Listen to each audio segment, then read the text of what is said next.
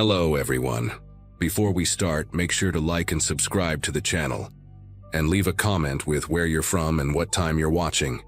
That way, YouTube will keep showing you stories just like this one. Now, let's begin. 23 years on the force and I thought I'd seen everything. Most detectives my age were counting down to retirement, coaching Little League, maybe picking up golf. Not me. I'd transferred to the cold case unit in early 2018. Figured I'd spend my last years giving families closure instead of chasing down drug dealers in alleyways. The precinct was old, built in 1952, all brick and narrow hallways that echoed when you walked alone at night. My office sat right next to the evidence room in the basement, a windowless corner that most officers avoided. The fluorescent lights hummed constantly down there, creating this low-frequency buzz that got under your skin after a few hours. I actually liked the isolation, though. Just me, my coffee that always went cold too fast, and boxes full of forgotten lives waiting for someone to remember them. The evidence room itself was a beast of a place, maybe 40 feet by 60, packed floor to ceiling with metal shelving units that creaked whenever the building settled. Each shelf held cardboard boxes labeled with case numbers, dates, victim names written in fading black marker. The smell hit you first when you walked in. Old paper, dust, and something else I could never quite identify, like pennies left in water too long. I had my own system for organizing everything.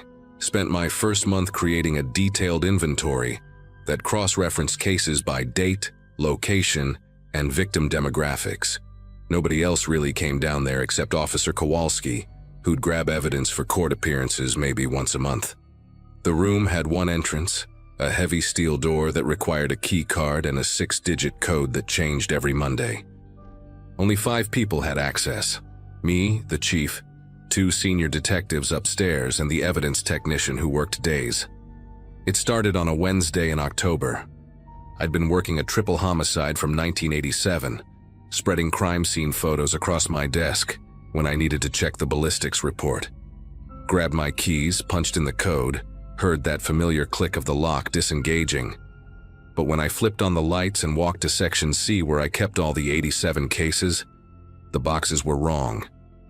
Not dramatically wrong, just shifted. The Montgomery case that should have been third from the left was now on the far right. The Riverside murders had moved up a shelf. Small changes, but after organizing that room down to the last manila folder, I noticed immediately. I spent an hour putting everything back, figured maybe the night janitor had bumped into the shelves while mopping. Made a mental note to check the access log later, then got back to my triple homicide. Friday morning, same thing. Only this time it wasn't just random shifting. Every single box from the missing persons section had been pulled forward about 6 inches, like someone had been reading the labels. The weird part? They were all from the same time period, 1983 to 1989. 7 years of vanished people, their boxes now jutting out from the shelves like crooked teeth. I checked the digital access log on my computer immediately. Last entry, Detective Nathan Caldwell, that's me. Wednesday, 3:47 p.m. Before that, Evidence Tech, Roger Simmons, the previous Monday at noon.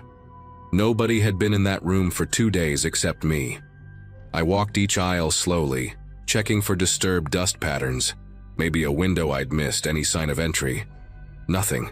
The dust on top of the boxes was thick and undisturbed, except where fingers had clearly grabbed them to pull them forward. I started bringing the files back to my office. Figured I'd work through them there instead of constantly reorganizing the evidence room. The first box I opened belonged to a woman named Diana Morse, vanished from a grocery store parking lot in 1985. Her daughter, only 6 at the time, had been waiting in the car. The little girl told police her mom went back to get milk they'd forgotten, never returned. Security cameras weren't common back then. No witnesses, just an empty car with a confused child, and groceries melting in the trunk. The second box, Frank Giovetti, construction worker, disappeared after his shift in 1986. His truck was found 2 miles from the job site, keys still in the ignition. his untouched lunch on the passenger seat. As I read through these files, I noticed something strange. Each person had reported seeing the same thing in the days before they vanished. A tall figure in dark clothing, standing perfectly still in random places.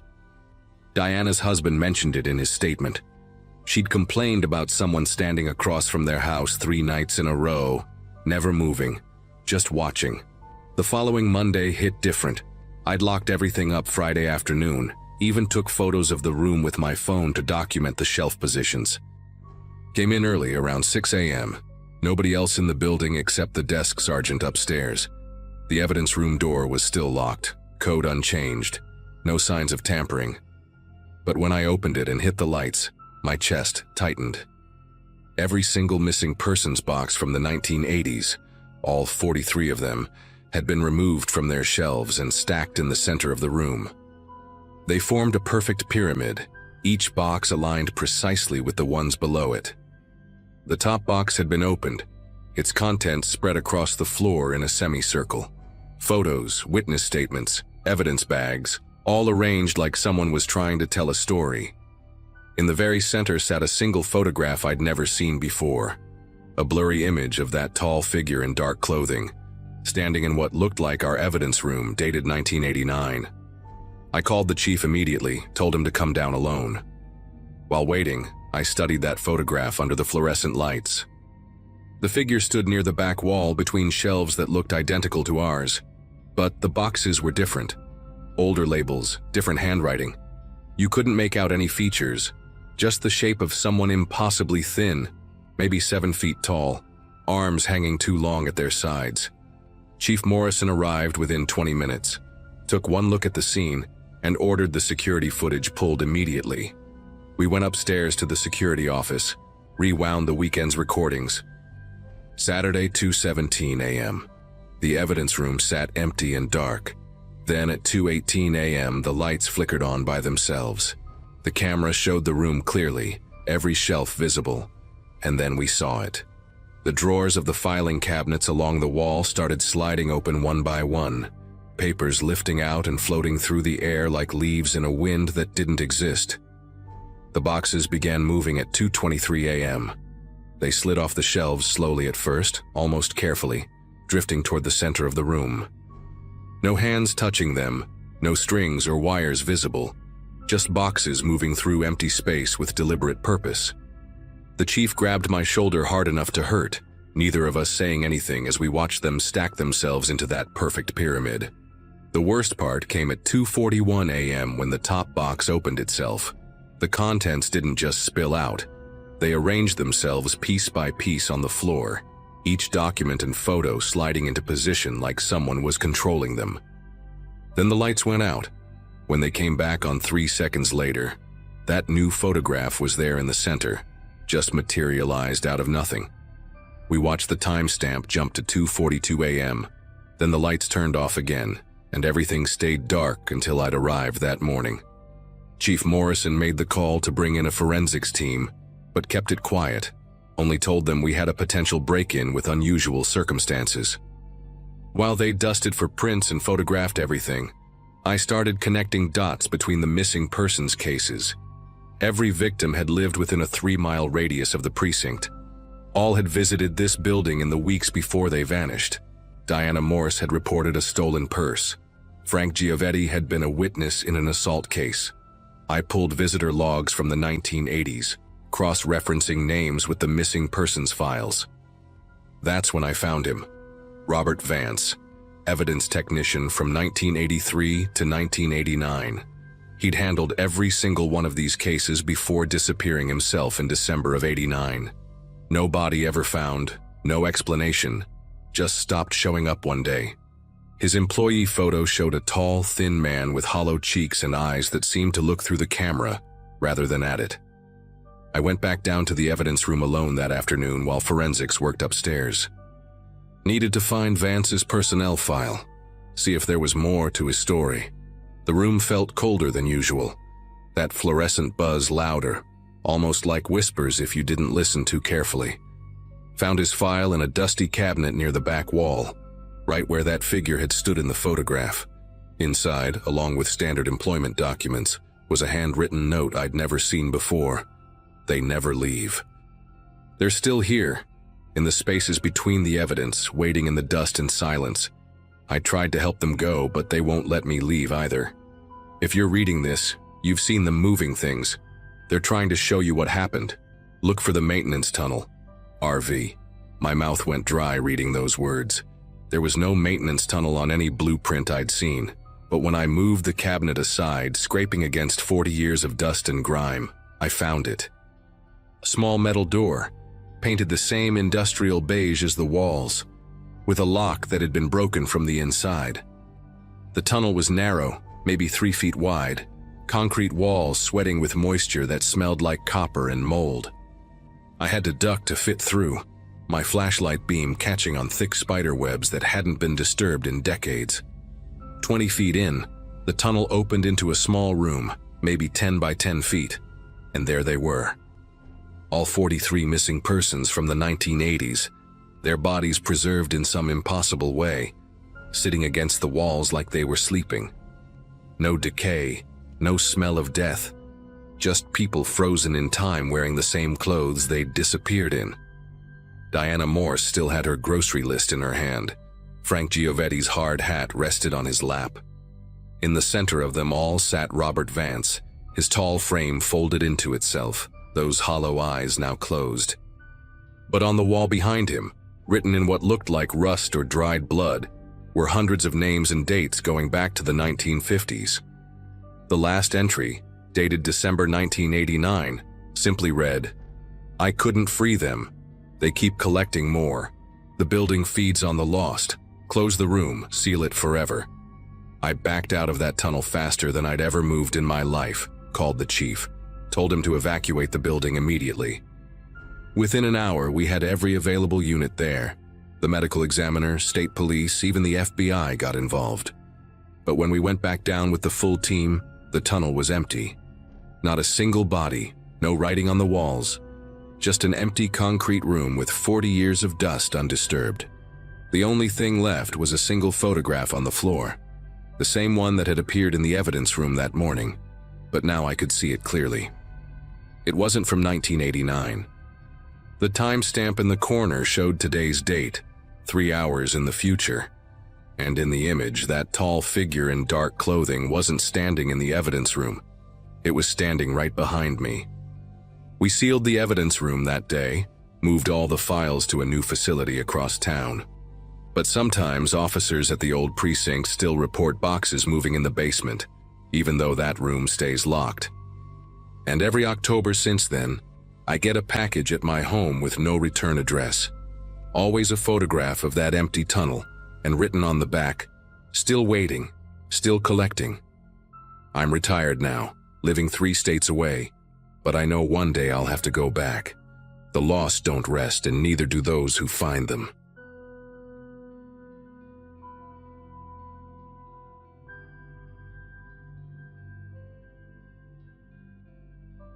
"7 years on the force, and you develop a sixth sense about which calls are going to stick with you." It was a Wednesday night in early November, around 2:47 a.m., according to my dash cam footage that I had to review later for the report. I was patrolling the east side of town, the quiet residential area where most of our calls were noise complaints or the occasional drunk and disorderly. My partner Craig had called in sick that shift, so I was riding solo, sipping lukewarm coffee from a thermos my wife had filled before I left for work. The radio crackled to life just as I was turning onto Birch Avenue. Dispatch asking for a unit to respond to a welfare check at the Riverside Garden Apartments, Building C, Apartment 312. Multiple neighbors had called about shouting and what sounded like furniture being thrown around, then sudden silence. The kind of silence that makes people nervous enough to actually pick up the phone and call 911. I remember pulling into that parking lot and noticing how many lights were on for that time of night. Not just in 312, but in the surrounding apartments too. People were awake, probably pressed against their doors, listening. The building had that typical worn-down look of subsidized housing, peeling paint on the railings, a broken light flickering in the stairwell. As I climbed to the third floor, I could hear whispers behind doors. Someone's TV turned down low. A baby crying somewhere below. The hallway smelled like old carpet and someone's late dinner. Curry, maybe. Apartment 312 was at the end of the hall, and even from 20 feet away I could see the door was slightly ajar, just a crack, maybe 2 inches. No light coming from inside, just darkness bleeding into the dim hallway. I announced myself loudly. Police department, welfare check, and waited. Nothing, not even the sound of breathing. That's when I noticed the first drop of blood on the door frame, fresh enough that it was still glistening under the hallway's fluorescent light. I pushed the door open with my flashlight, keeping my other hand on my service weapon. The living room was destroyed, coffee table flipped over, glass from picture frames scattered across the carpet, a lamp lying sideways still plugged in but the bulb shattered. The walls had dents, fist-sized holes near the kitchen entrance. But what made me draw my weapon was the blood trail leading from the overturned couch toward the bedroom. Not drops anymore, but smears, like someone had been dragged or crawled. The metallic smell hit me then, that copper penny taste that gets in the back of your throat. I called for backup immediately, whispering into my radio while following the trail with my flashlight beam. The apartment was small, maybe 700 square feet, and every shadow could have been hiding someone. I heard it then, a wet, ragged breathing coming from the bedroom. Shallow, struggling, but definitely human. She was propped against the dresser when I found her, and for a second I thought she was already gone. Her shirt, which might have been white or yellow originally, was soaked through with blood from at least 3 wounds I could see immediately. Her eyes were half closed, fluttering, and her lips were moving but no sound was coming out. I dropped to my knees beside her, pressing my radio mic. I need EMS at Riverside Gardens now, Building C, Apartment 312, female victim with multiple stab wounds, conscious but barely responsive. Her hand moved slightly, fingers twitching toward the hallway behind me, toward the bathroom. That's when I realized we weren't alone in the apartment. The bathroom door was closed, but I could see light underneath it, just a sliver, and there was blood on the doorknob. Fresh blood, still running down in a thin line. My training kicked in. Secure the victim, clear the apartment, wait for backup. But backup was at least 4 minutes out, and this woman was dying in front of me.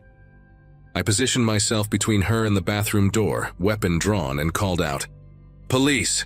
Anyone in the bathroom, come out slowly with your hands visible." The silence stretched for maybe 3 seconds before I heard movement.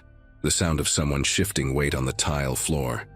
The medicine cabinet mirror rattling slightly. Then a voice, male, strangely calm. "Officer, I'm coming out. Don't shoot." The door opened slowly, and I'll never forget what I saw. A man, maybe 35, wearing a gray hoodie and jeans, both covered in blood spatter. His hands were raised, but in his right hand he was still holding the knife. A kitchen knife with a black handle, probably 8 inches long, blood running down onto his wrist. His face was completely blank, no emotion, like he was sleepwalking. He wasn't looking at me. He was staring past me at the woman on the floor, and there was this weird little half smile on his face, like he was remembering something pleasant. "Drop the knife. Drop it now." I kept my weapon trained on his center mass, but he just stood there in the doorway, swaying slightly. The woman behind me made a gurgling sound, and I could hear her trying to push herself further against the dresser, trying to get away from him even though she could barely move. He took 1 step forward, still holding the knife, and said, "She wasn't supposed to be here tonight. She changed her schedule. I waited 3 weeks to catch her alone, and she changed her schedule." His voice was so matter-of-fact, like he was explaining why he was late for dinner. I could hear sirens in the distance, maybe 2 minutes out. But 2 minutes is an eternity when you're standing between a dying woman and her attacker. He took another step, and I could see his grip tightening on the knife handle, his knuckles going white. "You need to leave," he told me, still in that eerily calm voice. "This is between me and Ashley. We have unfinished business." Ashley. Now she had a name, and suddenly I could hear her behind me, whispering something over and over. It took me a second to make it out. please, please, please. Just that one word on repeat, getting weaker each time. The man, I'd later learn his name was Bradley Hutchinson, her ex-boyfriend of 2 years, started telling me their story like we were having coffee. We were supposed to get married, he said, taking another small step forward. I bought the ring. It's in my car downstairs. 2 carats, princess cut, exactly what she wanted. But she decided she wanted to go back to school instead, nursing school. Said she needed to find herself. He laughed then, this bitter, hollow sound that made my finger move to the trigger. Find herself. She found someone else is what she did. Some guy from her anatomy class. I saw the text messages. The knife in his hand was shaking now, and I could see tears starting to run down his face, mixing with the blood spatter on his cheeks. The sirens were getting louder, maybe 30 seconds out now, and I knew I had to keep him talking, keep him focused on me instead of Ashley. Bradley, I said, using the de-escalation training they drill into us, I understand you're hurt, but Ashley needs medical help right now. Put the knife down and we can talk about this. He tilted his head at me like I was speaking a foreign language. You don't understand, he said. I gave up everything for her, my job in Seattle, my friends, my family. I moved here to this garbage town because she wanted to be near her sick mother. And what does she do? She throws me out like trash. Changes the locks, gets a restraining order because I sent her flowers. He was crying harder now, but his grip on the knife never loosened. Flowers. I sent her flowers and she called the police. Behind me, Ashley had gone quiet, and I couldn't turn around to check on her without taking my eyes off Bradley. The blood pool I could see in my peripheral vision was growing larger, spreading across the beige carpet toward my boots. That's when he made his move. It wasn't dramatic like in the movies. He just suddenly rushed forward, knife raised, that blank expression back on his face. Training took over completely. 2 shots, center mass, just like they teach you at the academy. The sound was deafening in that small bedroom, and my ears rang for hours afterward. Bradley dropped instantly, the knife clattering across the floor and sliding under the bed. He fell forward, landing maybe 3 feet from where Ashley was slumped against the dresser. His body twitched once, twice, then went still. The whole thing took maybe 2 seconds, but I can still replay it in slow motion whenever I close my eyes. I kicked the knife further away and checked his pulse. Nothing. Then I turned to Ashley, dropping to my knees beside her, pressing my hands against the worst of her wounds. Her eyes were open but unfocused, and her breathing was so shallow I could barely see her chest moving. Stay with me, Ashley. Help's here. You're going to be okay. I kept talking to her, saying anything I could think of, while pressing down on her wounds with towels I grabbed from the bathroom. The next few minutes were chaos. Paramedics burst in, pushing me aside to work on Ashley. More officers arrived, securing the scene, asking me questions I could barely process. Someone took my weapon for the investigation, standard procedure for an officer-involved shooting. They got Ashley on a stretcher, IV lines going, oxygen mask over her face, and rushed her out. I heard one of the paramedics say she'd lost at least 2 pints of blood, maybe more. The detective who showed up, a guy named Brennan who I'd worked with before, walked me through what happened while the scene was still fresh. He had me show him exactly where I was standing, where Bradley came from, where the knife ended up. Crime scene techs were taking photos of everything, the blood patterns, the destroyed living room, Bradley's body still on the bedroom floor. They found his car in the parking lot with the engagement ring he'd mentioned, still in its velvet box on the passenger seat, along with rope, zip ties, and a tarp in the trunk. He'd come prepared for something worse than what he'd already done. I spent the rest of that night and most of the next day at the station, writing reports, talking to internal affairs, going over every second of those 8 minutes from when I entered the apartment to when I pulled the trigger. They put me on administrative leave, which is standard. But those 3 weeks waiting to be cleared to return to duty were some of the hardest of my life. I kept replaying everything, wondering if I could have talked him down, if I should have waited for backup, if there was any other way it could have ended. My wife would find me sitting in our kitchen at 3 a.m., staring at nothing, and she'd make me tea and sit with me until the sun came up. The department made me see a counselor, Dr. Reeves, who told me what I did saved Ashley's life. The medical examiner's report said Bradley had methamphetamine in his system, which explained the 3 weeks of planning, the paranoid delusions about Ashley's text messages, the complete disconnect from reality. But knowing the why didn't make the what any easier to live with. Ashley survived. That's the part I hold on to when the memories get too heavy. She spent 2 weeks in the ICU, had 4 surgeries to repair the damage to her liver and intestines, and months of physical therapy after that. I visited her once about 6 months later, after she reached out through the department saying she wanted to thank me. We met at a coffee shop downtown, and she looked so different from that night. Healthy, strong, alive. She told me she'd finished nursing school, that she was working at the children's hospital now, that she'd moved to a new apartment on the other side of town. She showed me pictures of her new dog, a golden retriever named Buddy, who she said helped her feel safe at night. We didn't talk much about what happened, we didn't need to. But before she left, she grabbed my hand and said, "You gave me the chance to have this life. Every good day I have exists because you were there that night." I still carry those words with me, especially on the bad nights when I can still smell the blood, still hear Bradley's voice talking about wedding rings while holding that knife. The shooting was ruled justified, and I went back to patrol after my leave ended. But I'm different now. Every domestic call, every welfare check. I remember that apartment, that night, and how quickly everything can go wrong. I keep Ashley's thank you card in my locker at the station, a reminder that sometimes, even in the worst moments, we can make a difference. Sometimes, we get there in time.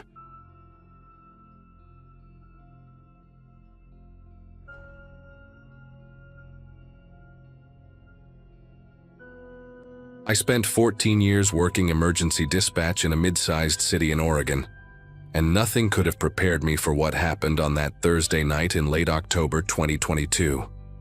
The leaves had just started falling heavy that week, and we were dealing with the usual uptick in minor accidents from wet roads. I was pulling a double shift because Janet had called in sick with the flu, and honestly, I didn't mind the overtime. My daughter Chloe had just started college, and every extra dollar helped. The dispatch center was quieter than usual that night, just me, my supervisor Tom, and 2 other dispatchers handling the west side of the city. Around 11:47 p.m., everything changed when a call came through from a number that shouldn't have existed. The screen lit up with an incoming 911 call, but the origin point made no sense. It showed as coming from the old payphone outside the Riverside Police Station on Oak Street, the one that had been shut down in 1987 after they moved operations to the new building downtown. I knew that payphone well because my uncle used to work at that station before it closed. The phone company had disconnected that line 35 years ago, ripped out all the wiring when they demolished half the building for a parking lot. Yet there it was on my screen, blinking red like any other emergency call. I figured it had to be some kind of system glitch, maybe crossed wires from the construction they were doing on the east side. I put on my headset and answered with the standard greeting, expecting dead air or maybe some drunk kid who'd somehow rigged an old phone to mess with us. The voice that came through was crystal clear, no static, no background noise, just a calm, professional tone that sent ice through my veins. "Dispatch, this is Officer Thompson, badge number 4782. Scene is secured at Oak and 3rd. No backup required. Repeat, scene secured." The voice had that clipped formal cadence that older officers used back in the day, before everything became more casual. But what really got me was the badge number. We hadn't used 4-digit badge numbers since 1995 when the department switched to a 6-digit system.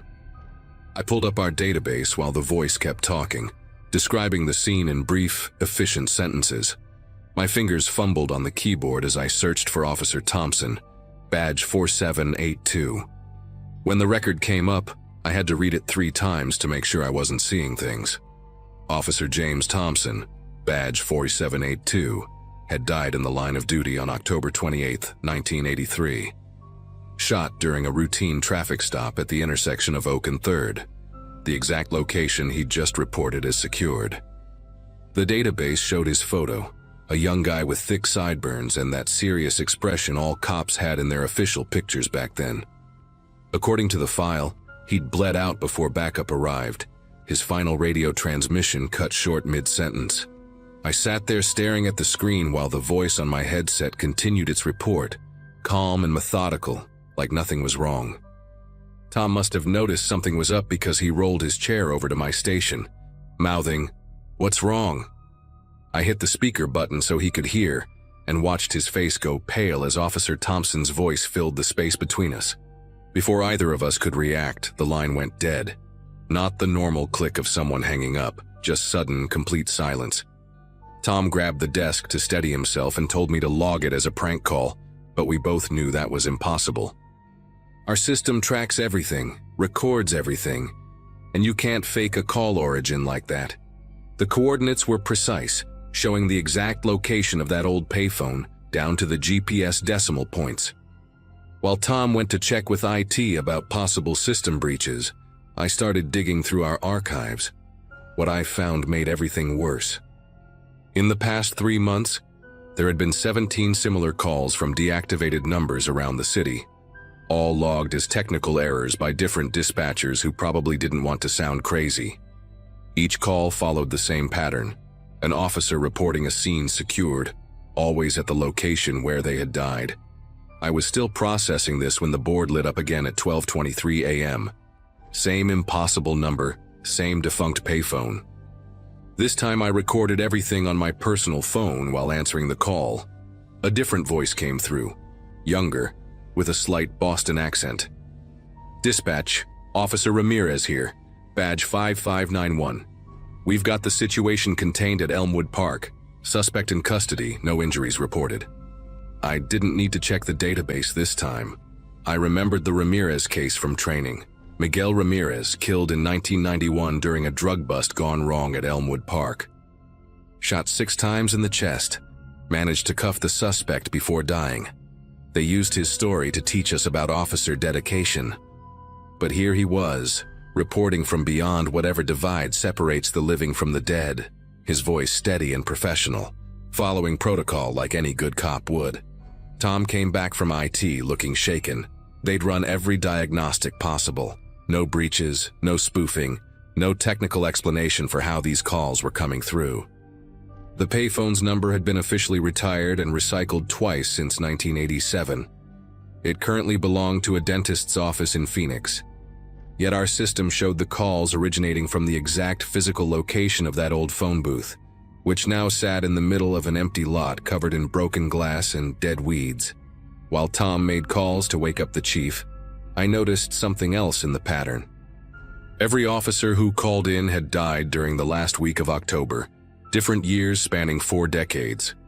Thompson on October 28th, Ramirez on October 26th, and all the others within that same window.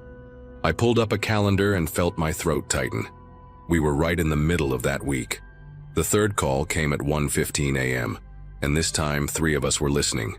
The voice belonged to Officer Dolores Washington, badge 6234, who died in 1999 during a domestic violence call.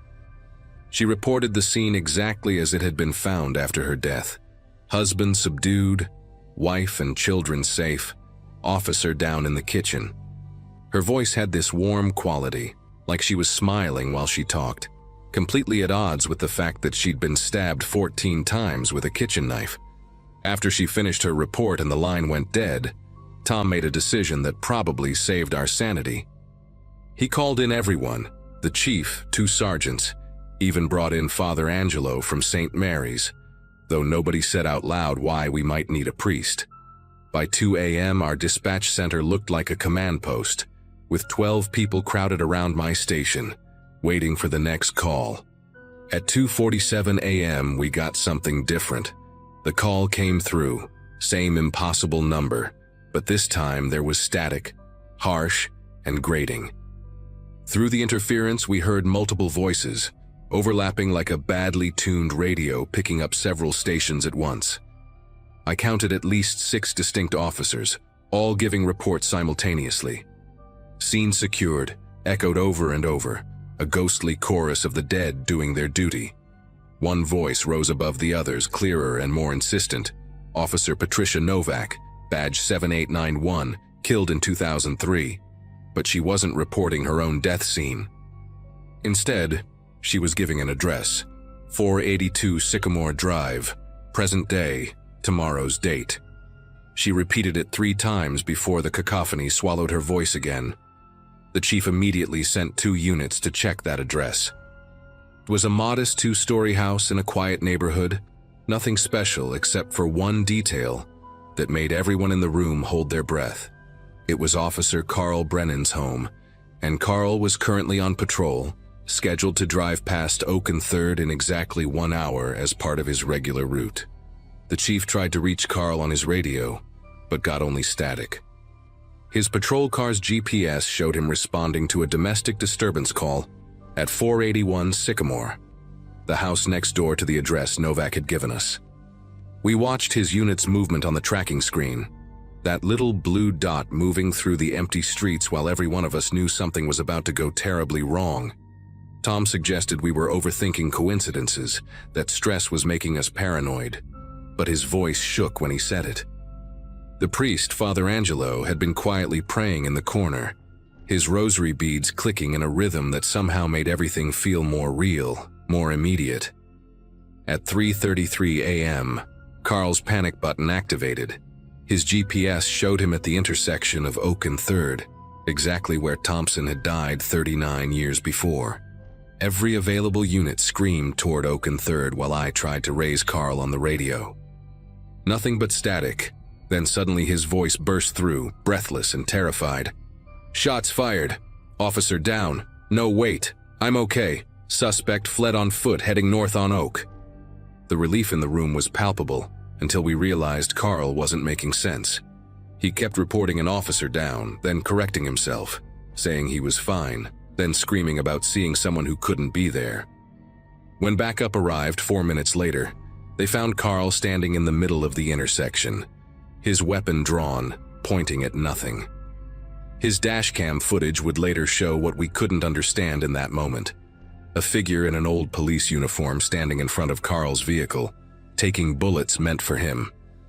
The figure looked exactly like James Thompson, down to the thick sideburns and badge 4782, absorbing 3 shots from a suspect who'd been hiding in the abandoned station, waiting to ambush any cop who came through that intersection. Carl survived because dead officers had broken through whatever barrier separates their world from ours, just long enough to save one of their own. The suspect, a man named Harold Vicks who'd been planning this for months after his brother died in a police chase, was caught 6 blocks away. In his apartment, they found detailed plans targeting officers on specific routes, dates, times. He'd studied patrol patterns for over a year. After that night, the calls stopped coming. The old payphone number went silent. But I know they're still out there, watching, protecting, doing their duty even after death. I quit dispatch 3 months later, not because I was scared, but because I finally understood something. Those officers weren't calling to frighten us. They were still on the job, still protecting and serving, just from a different kind of beat. Every October I leave flowers at that old payphone location, and sometimes when the wind is just right, I swear I can hear it ringing.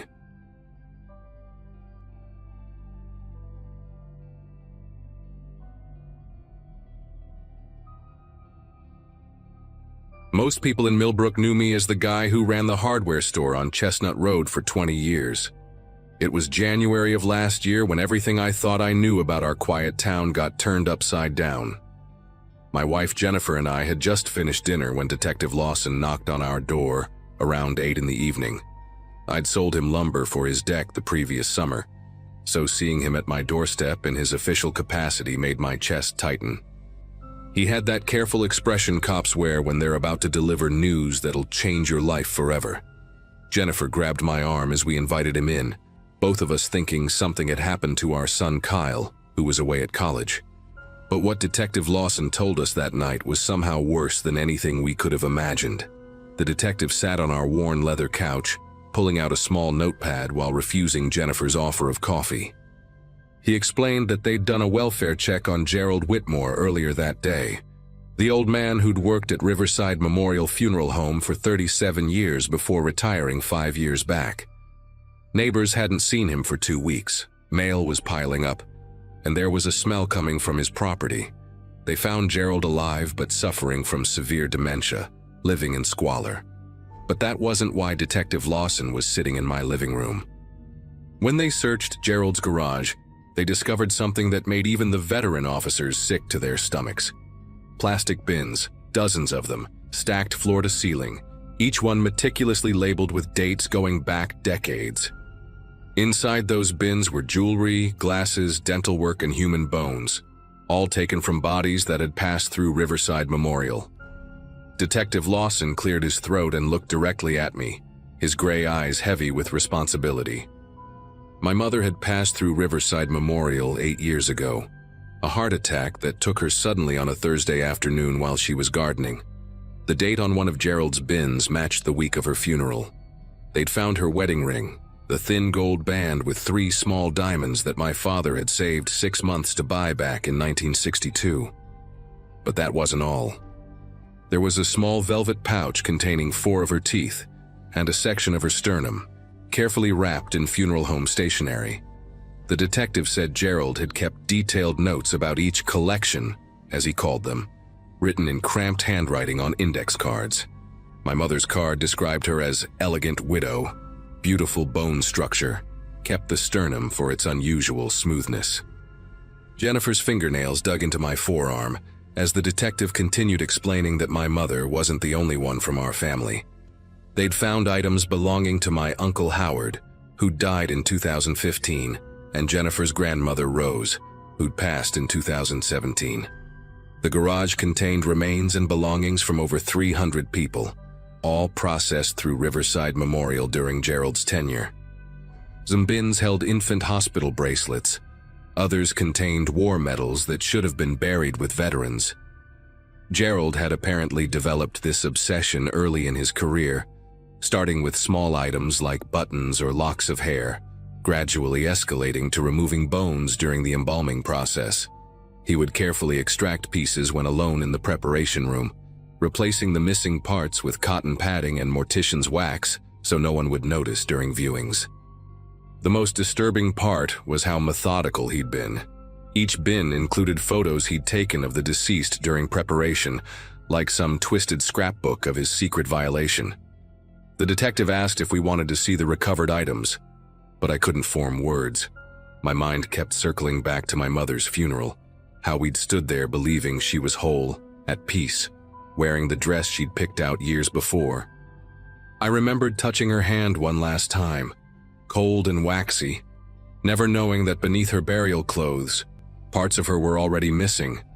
Gerald had been there that day, his face appropriately solemn, even helping my elderly aunt to her seat. He'd offered his condolences with a firm handshake and told me my mother looked beautiful, that he'd taken extra care with her preparation. Those words now felt like broken glass in my memory. Jennifer started crying silently beside me, and I knew she was thinking about her grandmother's funeral, how we'd placed family photos in the casket, never imagining that someone had already taken their own sick souvenirs. Detective Lawson gave us a moment before explaining what would happen next. The state was launching a full investigation, and every family affected would be contacted over the coming weeks.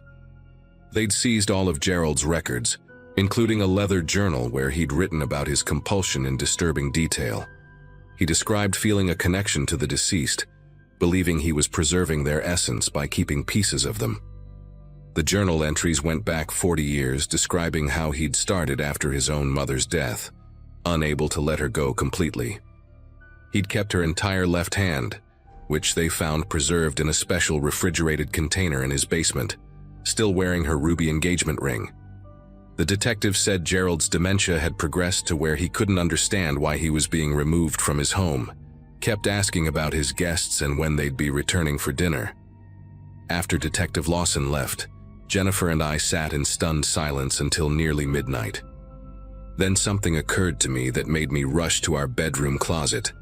I pulled out the photo album from my mother's funeral, flipping through until I found the picture of her in the casket. With shaking fingers, I zoomed in on my phone's flashlight, examining every visible detail. Her hands were folded peacefully, but now I noticed how her chest seemed oddly flat beneath her blue dress, how the funeral home's lighting created strange shadows around her collar. I grabbed more albums, Uncle Howard's funeral, Grandmother Rose's service, and spread them across our bed.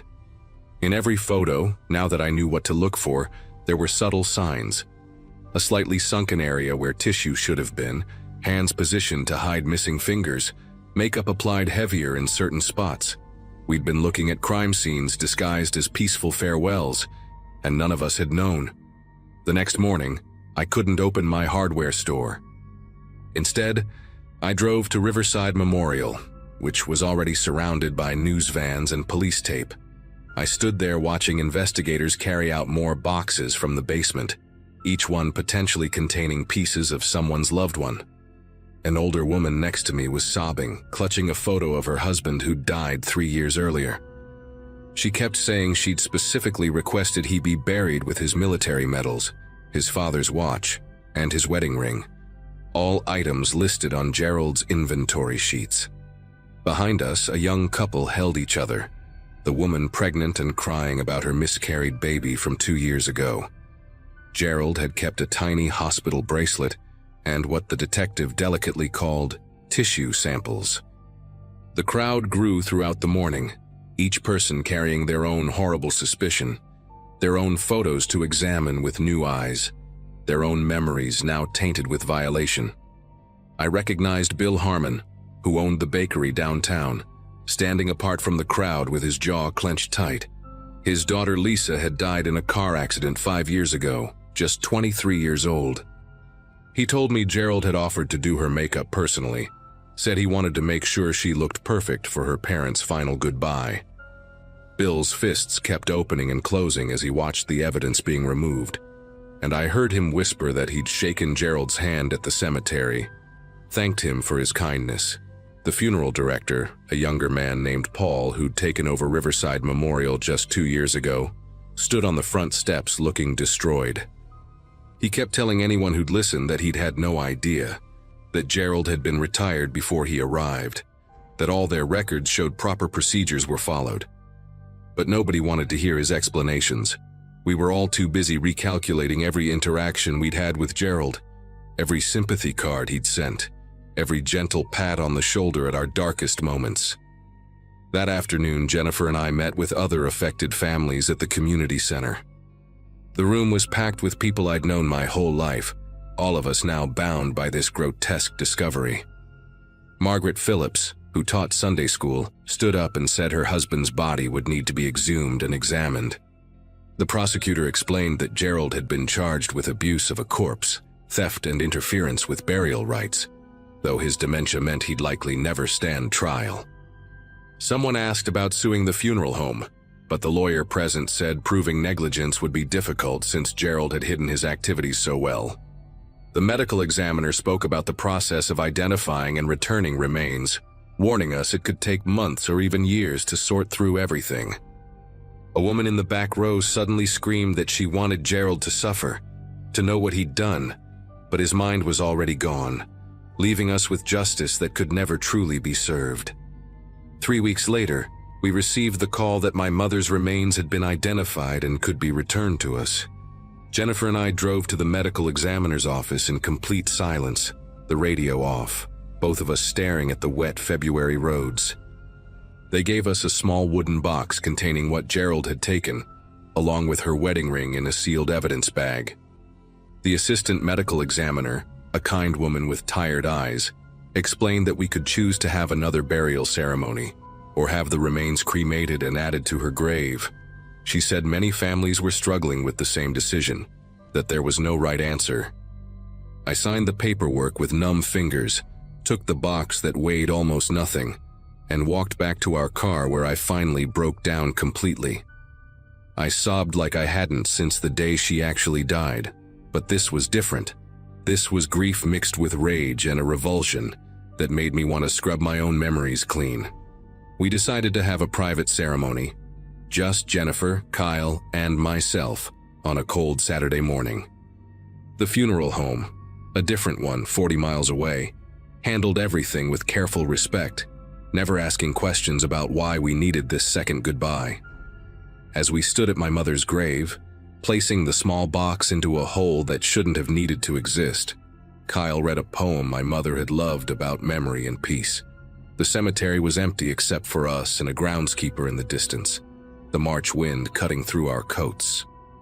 When we got home, I took every photo from the original funeral and locked them in a filing cabinet in the basement. I couldn't throw them away, but I couldn't look at them either. 6 months have passed now, and our town still carries this weight. Riverside Memorial closed permanently.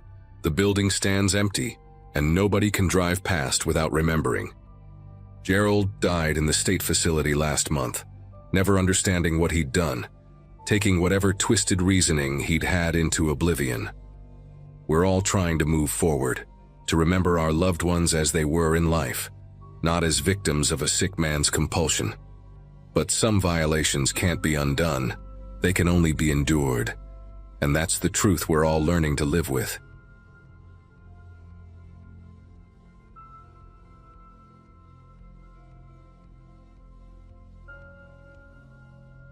Two weeks ago, I was driving through Kansas on my way to Colorado for a new construction job. I'm 24, been doing roofing work since I dropped out of community college, and honestly, I was excited about this opportunity. Better pay, chance to start fresh after a rough breakup. The drive should have taken me 2 days max, but my old Ford pickup had other plans when the radiator started overheating around 9 p.m. on a Tuesday night. I pulled into this rundown motel called the Desert Palm Inn, one of those places where the neon sign only has half the letters working and the paint is peeling off the walls. Figured I'd let the truck cool down overnight, get some sleep, and deal with it in the morning. The guy at the front desk, this skinny dude with a lazy eye and yellowed teeth, barely looked up from his phone when he handed me the key to room 18. I remember texting my sister Amanda that night, telling her about the delay and sending her a picture of the sad-looking motel. She joked that it looked like something out of a horror movie, and I laughed it off, told her I'd call her in the morning. After grabbing a burger from the vending machine, yeah, they had burgers in the vending machine, should have been my first red flag, I crashed hard on that lumpy mattress. Around 2 a.m., I woke up to someone knocking on my door. Not pounding or anything dramatic, just this steady, patient knocking.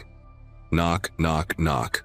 3 times, then silence for about 30 seconds, then again.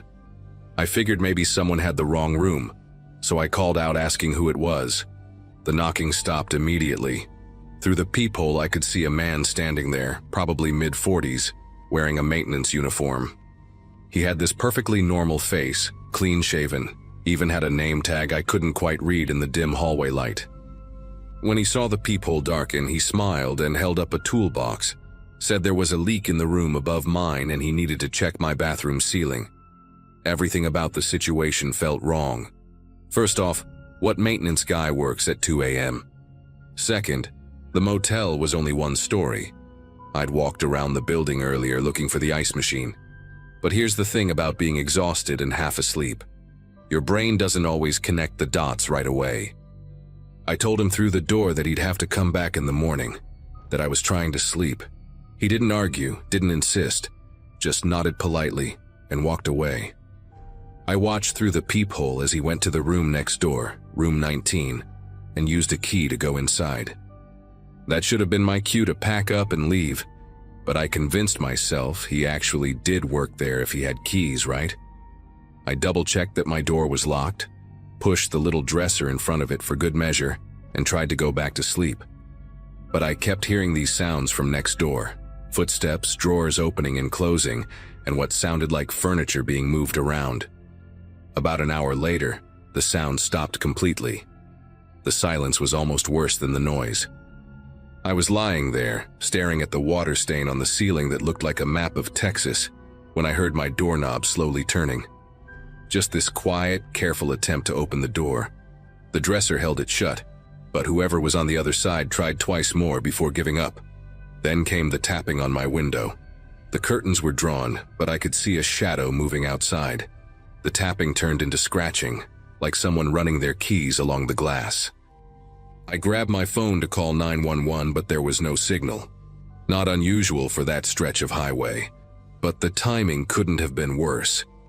The scratching stopped, and I heard footsteps moving away from my window. For maybe 5 minutes, nothing happened. Then I heard the maintenance guy's voice clear as day coming from right outside my door. "Sir, there's been a gas leak. You need to evacuate immediately." He sounded so professional, so genuinely concerned. I knew it was bullshit, but I also knew I was trapped. My truck was still messed up, no phone signal, and this guy clearly wasn't going away. I decided to try something stupid. I yelled back that I'd already called the police and they were on their way. Dead silence for about 10 seconds. Then he laughed this quiet little chuckle and said, "No, you didn't. There's no cell service here, but nice try, buddy." That's when real panic set in. He knew I couldn't call for help. I started getting dressed as quietly as possible, shoving my stuff into my backpack. The plan was to wait until I heard him move away from the door, then make a run for my truck, overheated engine or not. But while I was tying my boots, I heard something that made me stop cold. The sound of my truck starting up outside. Through a crack in the curtains, I watched him drive my pickup around to the back of the motel, out of sight from the main road. He must have hot-wired it while I was focused on the door and window. When he walked back past my window, he was carrying something from my truck, the tire iron I kept behind the seat. That's when things escalated fast. He wasn't trying to be subtle anymore. The door started shaking as he threw his weight against it. The cheap dresser was sliding with each hit. I grabbed the lamp from the nightstand, yanked the cord out of the wall, and held it like a baseball bat. On maybe the 5th or 6th hit, the door frame started splintering. I knew I had maybe seconds before he got through. There was this moment of absolute clarity where I realized I could either hide in the bathroom and get cornered, or I could try something desperate. I chose desperate. I grabbed the Bible from the nightstand drawer, every motel has one, and threw it through the window as hard as I could. Glass exploded everywhere and I screamed, "Fire! Fire!" at the top of my lungs, hoping someone, anyone, would hear. The hitting on the door stopped. Through the broken window I could hear dogs barking and a light turned on in the motel office. But then I heard him at the window, saw his hands gripping the frame trying to climb through despite the broken glass. I did the only thing I could think of. I swung that lamp right at his fingers. He cursed and pulled back, and I could see blood on the broken glass, but he wasn't giving up. He went back to the door, and this time I heard him using the tire iron as a pry bar. The wood was splitting, chunks falling onto the carpet. I kept screaming about the fire, begging for help, and finally, I heard someone yelling back. It was the lazy-eyed desk clerk, asking what the hell was going on. The man at my door immediately changed his tone, called out that he was maintenance, that I'd locked myself in, and was having some kind of breakdown. The desk clerk bought it for about 2 seconds until I screamed that he was trying to break in, that he'd stolen my truck. The clerk said he was calling the cops, and I heard him running back toward the office. The man outside my door went quiet. Through the hole he'd made in the door frame, I could see him standing there, just thinking. Then he looked right at me through that splintered wood and said very calmly, "You're going to wish you'd just opened the door." He disappeared from view, and I heard his footsteps heading toward the back of the motel. I thought maybe he was running, but then I smelled it. Gasoline.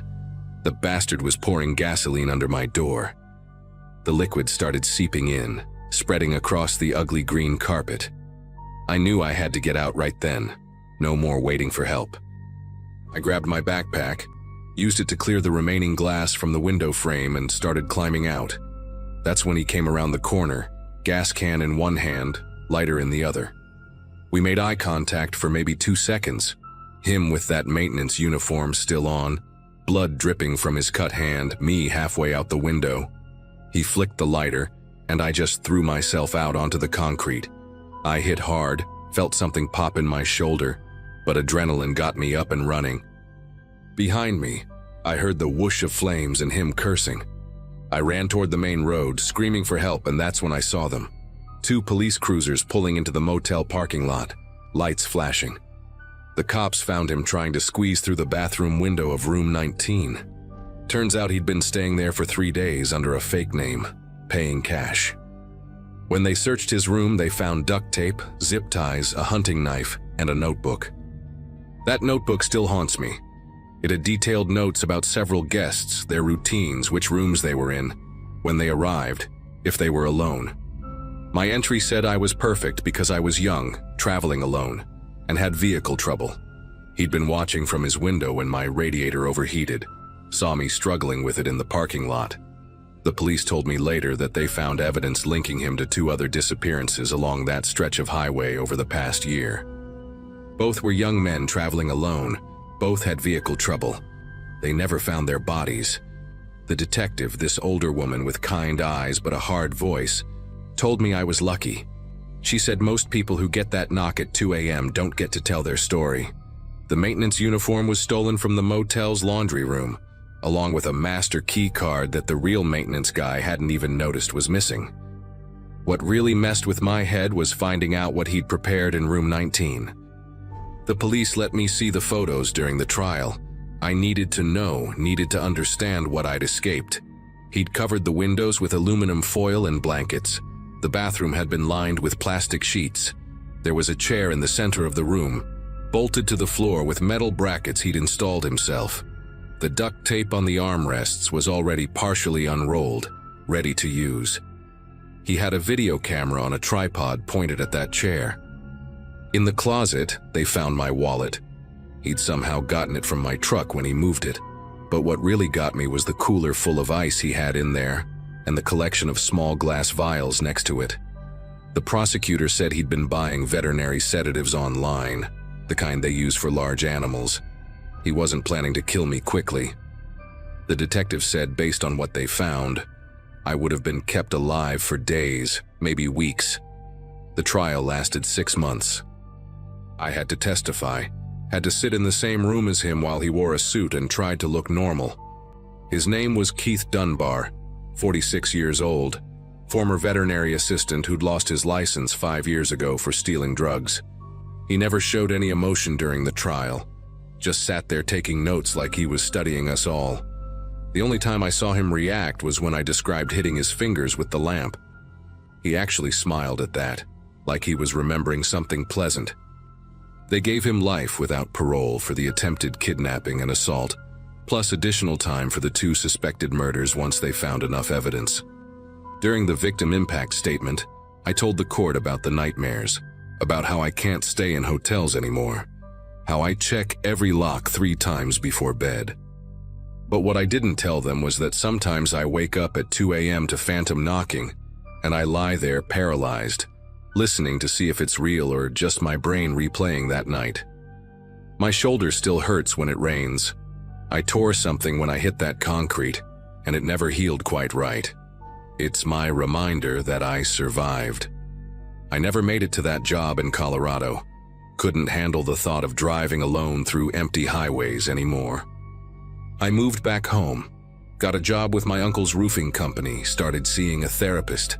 My sister Amanda made me get one of those GPS trackers for my phone, and I check in with her every night. The Desert Palm Inn burned down 3 months after the incident, not from the gas he poured. They'd cleaned that up, but from an electrical fire that started in the office. Felt like the universe correcting itself somehow. I drove past that spot last month with my cousin, and there's just an empty lot now with some desert grass growing through the old foundation. Good riddance. People sometimes ask me if I believe in guardian angels or intuition or whatever, and I tell them I believe in that desk clerk with the lazy eye who actually called 911. And I believe in cheap motel dressers that can hold a door for just long enough. But mostly I believe in listening to that feeling in your gut that says something's wrong. That hesitation I felt at 2 a.m. when he knocked, that probably saved my life. Trust that feeling. Always.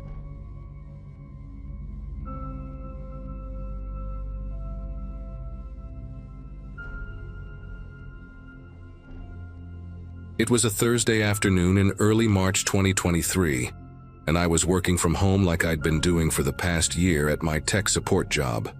My wife Melissa had taken our 2 kids, Oliver, who's 8, and Grace, who's 6, to her mother's place for spring break, leaving me alone in our 2-story house in a quiet subdivision just outside of Indianapolis. The neighborhood was one of those newer developments where all the houses looked vaguely similar, beige and gray siding, 2-car garages, young trees still held up by stakes. I'd been on back-to-back calls since 9 that morning, troubleshooting software issues for frustrated customers. My headset practically fused to my skull. The house felt too quiet without the kids running around, just the hum of my laptop fan and the occasional car passing by outside. Around 3:30, I was in the middle of walking someone through reinstalling their drivers when I heard this knocking. Not at my door, but somewhere close by, maybe the Johnson's place next door. It wasn't normal knocking either. It was frantic, desperate, like someone pounding with both fists. Through my home office window, which faces the street, I could see this woman I'd never seen before going from house to house. She looked to be in her 40s, wearing what appeared to be pajama pants with cartoon cats on them, and a faded green sweatshirt that had dark stains down the front. Her hair was this distinctive reddish-orange color, but matted and tangled like she hadn't brushed it in days. She was barefoot despite the cold concrete, and the way she moved between houses was strange. Almost running, but with this jerky, uncoordinated gait like she kept forgetting how to use her legs properly. I muted my headset and watched her pound on the Johnson's door for maybe 30 seconds before stumbling over to the Walker's house across the street. She wasn't just knocking, she was screaming something I couldn't quite make out through my closed window, her voice raw and cracking. When nobody answered at the Walkers, she actually tried the doorknob, rattling it violently before moving on. That's when I saw her face clearly for the first time as she turned toward my side of the street.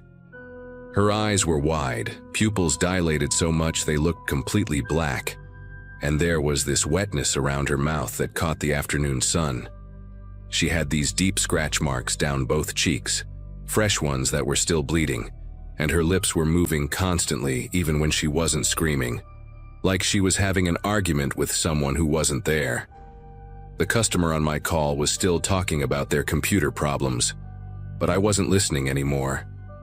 The woman had made it to the house 2 doors down from mine, the Nguyen's place, and she was throwing her whole body against their door now. I could hear the impacts even from inside my house, these heavy, meaty thuds that made me wince. Mrs. Nguyen's car was in the driveway, and I knew she worked nights at the hospital, so she was probably trying to sleep. After maybe a minute of this, the woman suddenly stopped and stood perfectly still, her head tilted at this unnatural angle, like she was listening to something.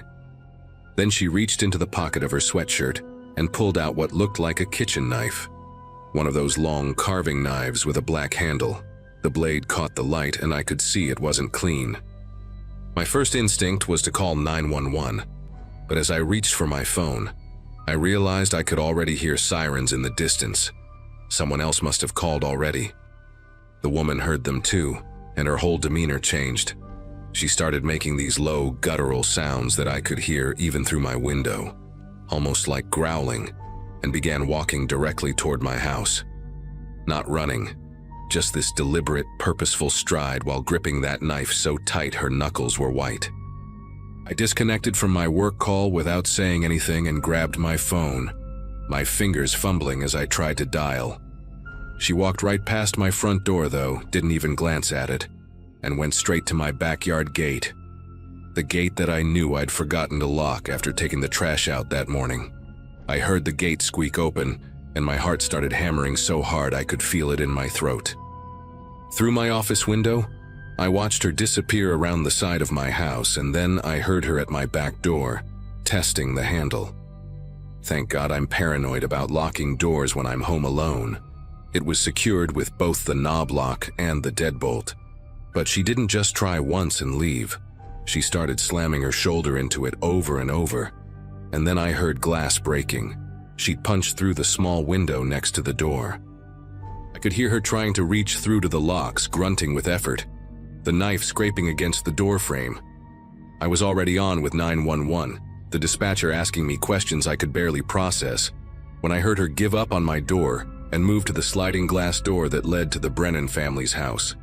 They shared a backyard fence line with me.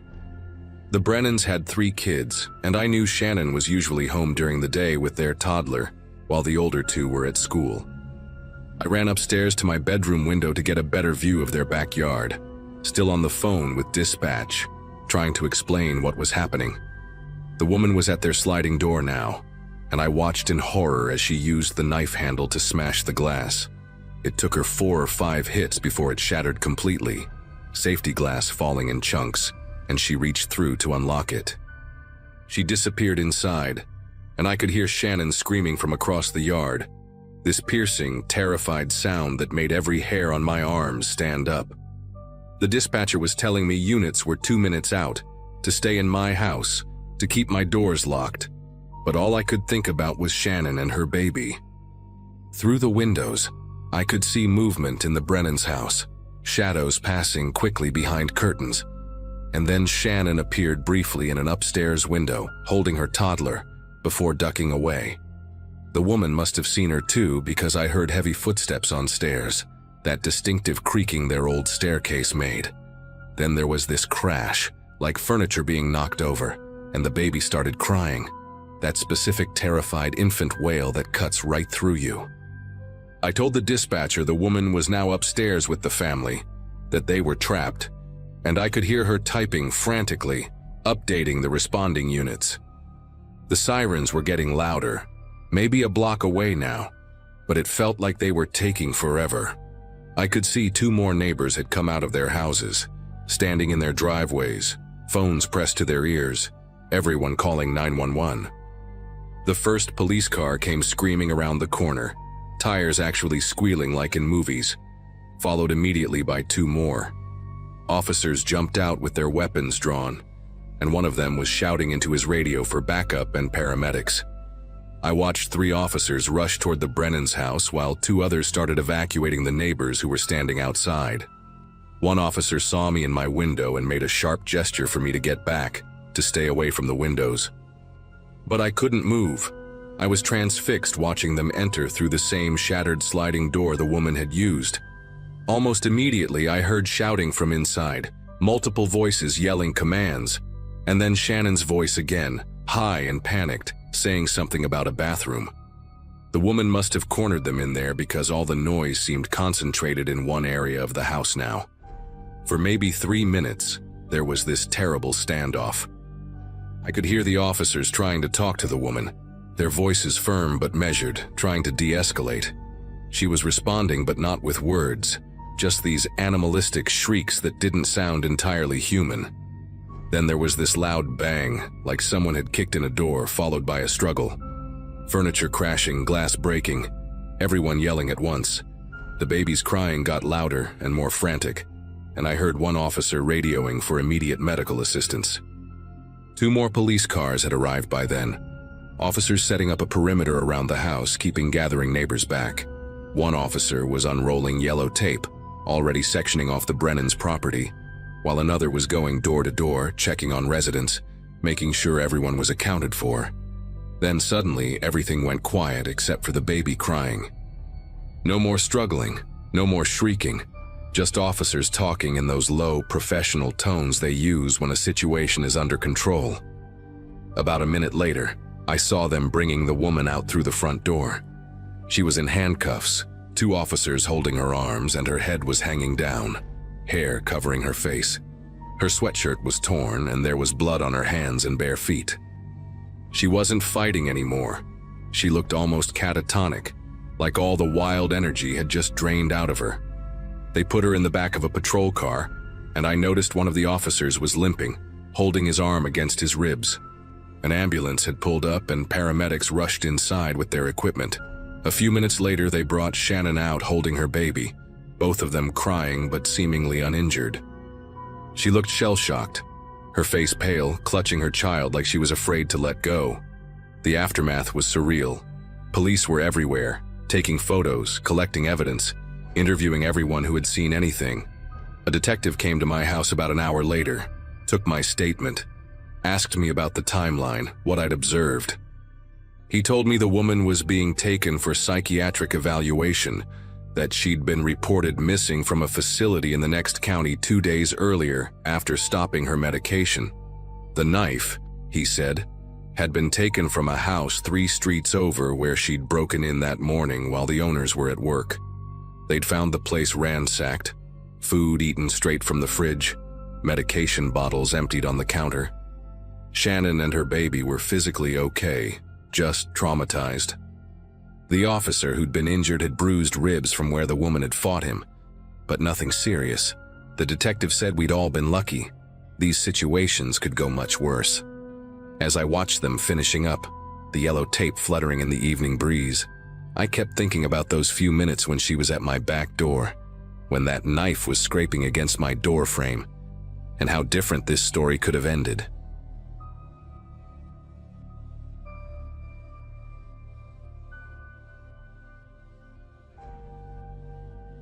I grew up in a quiet neighborhood where most people minded their own business, but kept an eye out if something strange was going on. Back then, I was working long shifts at a local auto shop, so most evenings I just wanted peace and quiet when I got home. Around that period, the talk among neighbors was that one side of our street had a duplex that had been abandoned for years. The paint was peeling, the windows were grimy, and weeds pushed through cracks in the driveway. It looked like the kind of place kids dared each other to run past at night. Still, it was supposed to be empty, so when the late-night banging and muffled voices started, people didn't just gossip, they called the cops. When the police pulled up one night, curiosity got the better of me. I stepped outside, joining a few neighbors who were already gathered near the sidewalk. The red and blue lights washed over the cracked siding of the duplex, making it look even more menacing. Officers moved quickly, shining flashlights through the broken front door. You could tell by their posture that they weren't treating it like a prank call. The front door frame looked splintered, like someone had kicked it in not too long ago. That was the first time it clicked for me that the sounds we'd been hearing weren't just echoes from inside a decaying house. Someone was actually in there. I remember the silence as the officers disappeared into the duplex. The neighborhood, which normally buzzed with TVs and porch conversations at that hour, felt drained of sound. Everyone stood still, waiting, staring at that ugly house. After a few tense minutes, one officer came back out and spoke quietly into his radio. Then 2 more went in, carrying tools I couldn't make out. The whole time I kept wondering what could possibly be inside that place. Rats, maybe a group of teenagers messing around, or something worse. My chest tightened with this weird sense of dread, like we were about to learn something we'd all regret knowing. The wait stretched on until suddenly we heard a sharp thud from inside, followed by muffled voices.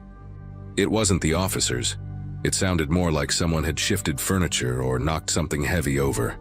One of the cops yelled out, and a few seconds later there was a commotion, boots stomping against wood. The next thing we saw, 2 officers were dragging out what looked like a section of rotted wall paneling.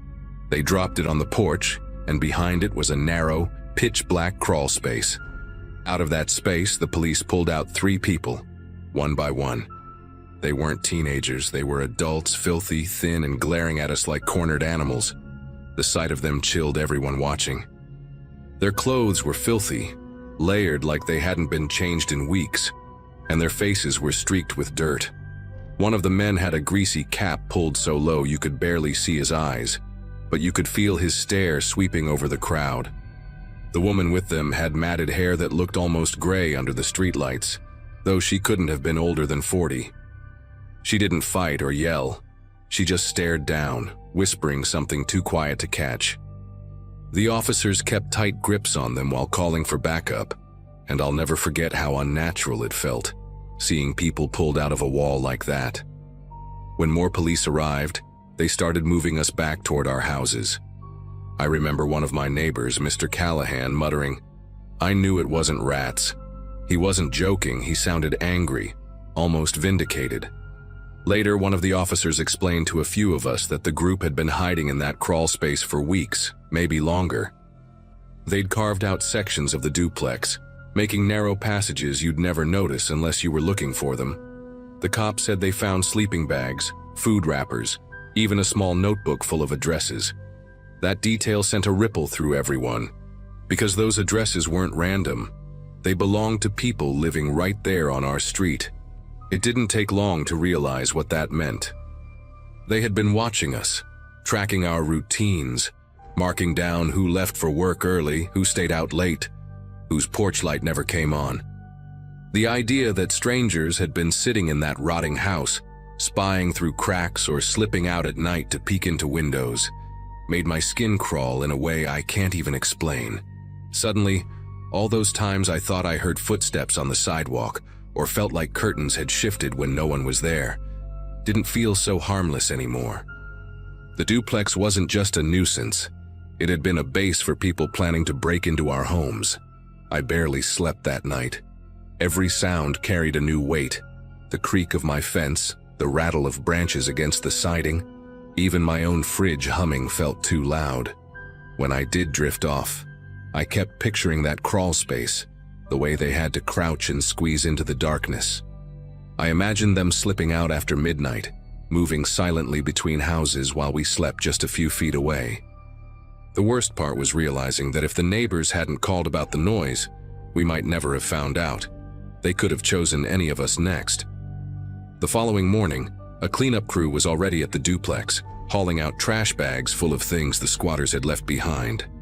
I walked past on my way to grab coffee, and I swear the smell hit me before I even reached the corner. It was sour, rotten, like spoiled food mixed with mildew. Through the open doorway, I caught a glimpse of the crawl space again, just a jagged rectangle in the wall leading into shadows. It didn't look big enough for anyone to live in, yet they had. That thought alone stuck with me the entire day. Later, one of the officers stopped by our street again. He told a few of us that the squatters had been linked to a string of small burglaries in the area, stolen electronics, tools, and even a couple of cars broken into. They hadn't been caught before because they never stayed in one place too long. Using the duplex gave them cover, and apparently they were bold enough to sneak out and wander right under our noses. I remember standing there, nodding, but inside I couldn't shake the feeling of being watched, even though the crawl space was now empty. That evening I sat on my porch with the lights on, listening harder than I ever had before. Every flicker of movement, a cat darting across the street, a branch scraping the window, set me on edge. The idea that people had been studying us like prey made me rethink how safe our neighborhood really was. I double-checked my locks, closed every curtain, and for the first time considered installing cameras around my house. Some of my neighbors admitted they were doing the same. It wasn't just paranoia. It was the reality of knowing our privacy had been shattered. Eventually, life returned to something close to normal, though none of us looked at that duplex the same way again. A few months later, it was boarded up completely, and the city talked about tearing it down. Still, even after it was sealed, I couldn't walk past without imagining those figures crouched in the dark, waiting, listening. It's been years now, but I still keep my porch light on every night. Not for me, really, but as a reminder that sometimes the walls hiding in plain sight can hold things you'd rather never discover.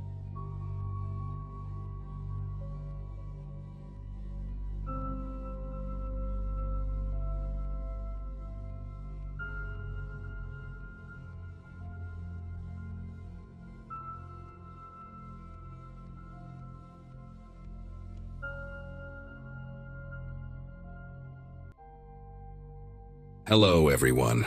Before we start, make sure to like and subscribe to the channel, and leave a comment with where you're from and what time you're watching.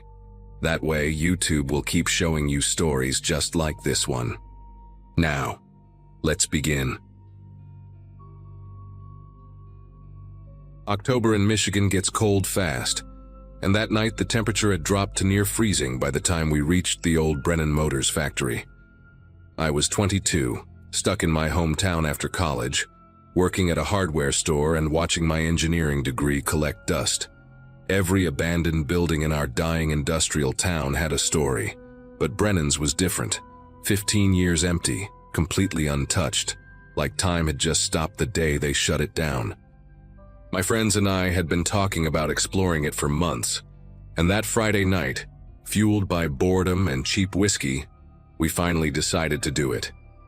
There were 4 of us: Jake from the body shop, Melissa who was visiting from nursing school, and her boyfriend Connor, who thought watching Urbex's videos on YouTube made him an expert on abandoned places.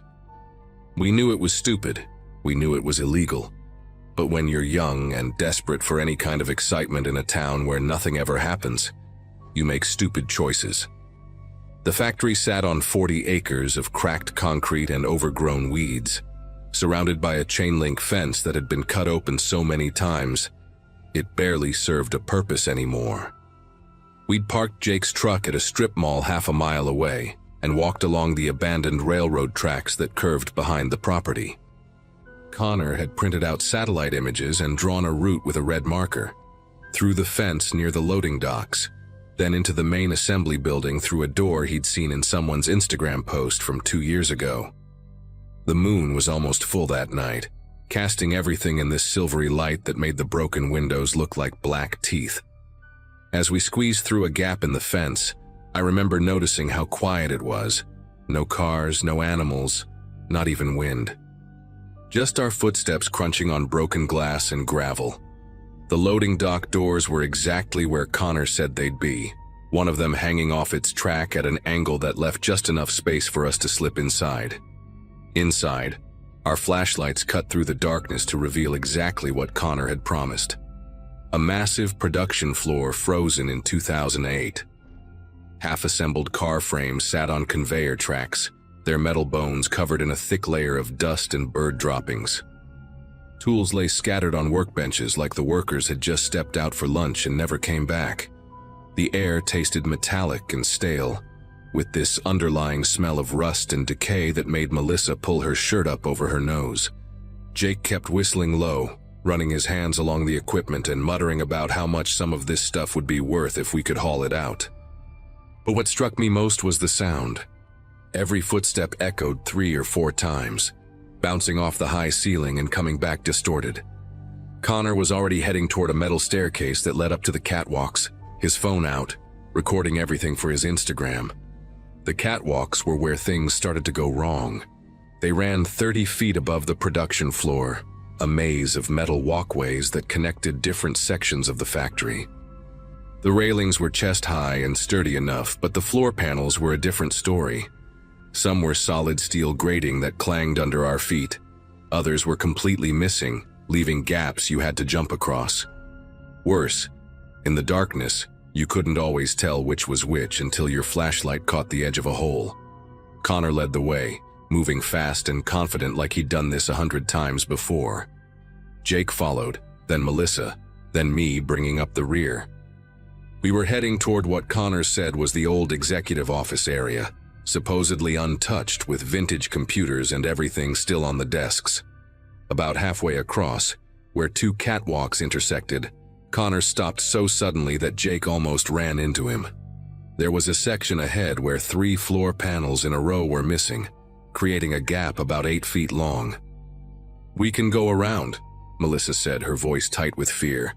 But Connor was already studying the gap, shining his light on the beams underneath.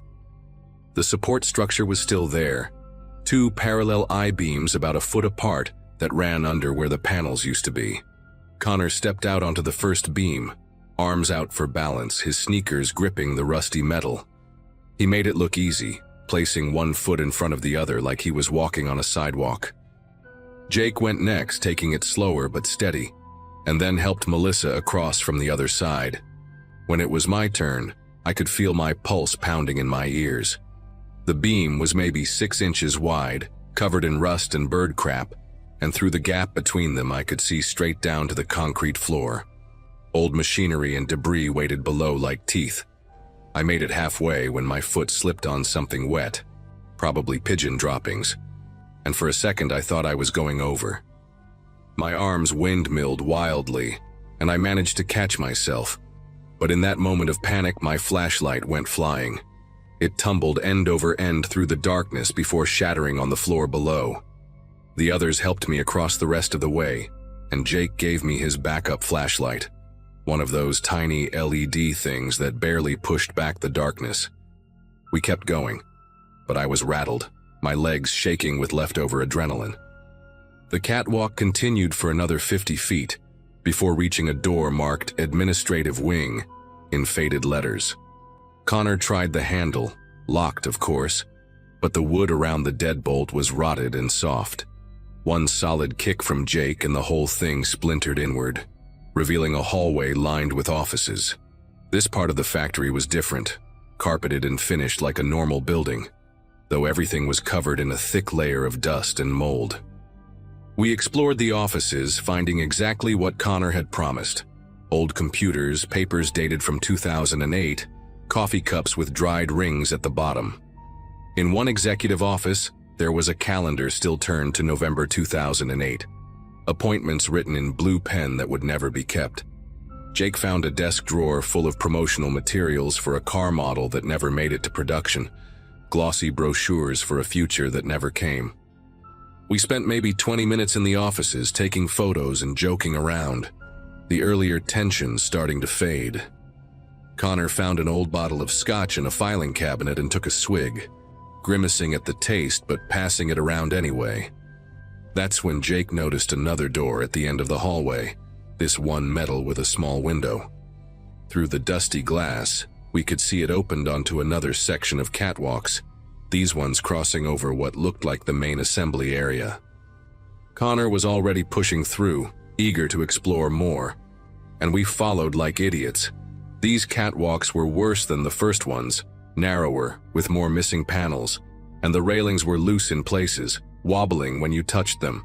The drop here was even higher, maybe 40 feet, and below us massive pieces of machinery lurked in the shadows like sleeping monsters.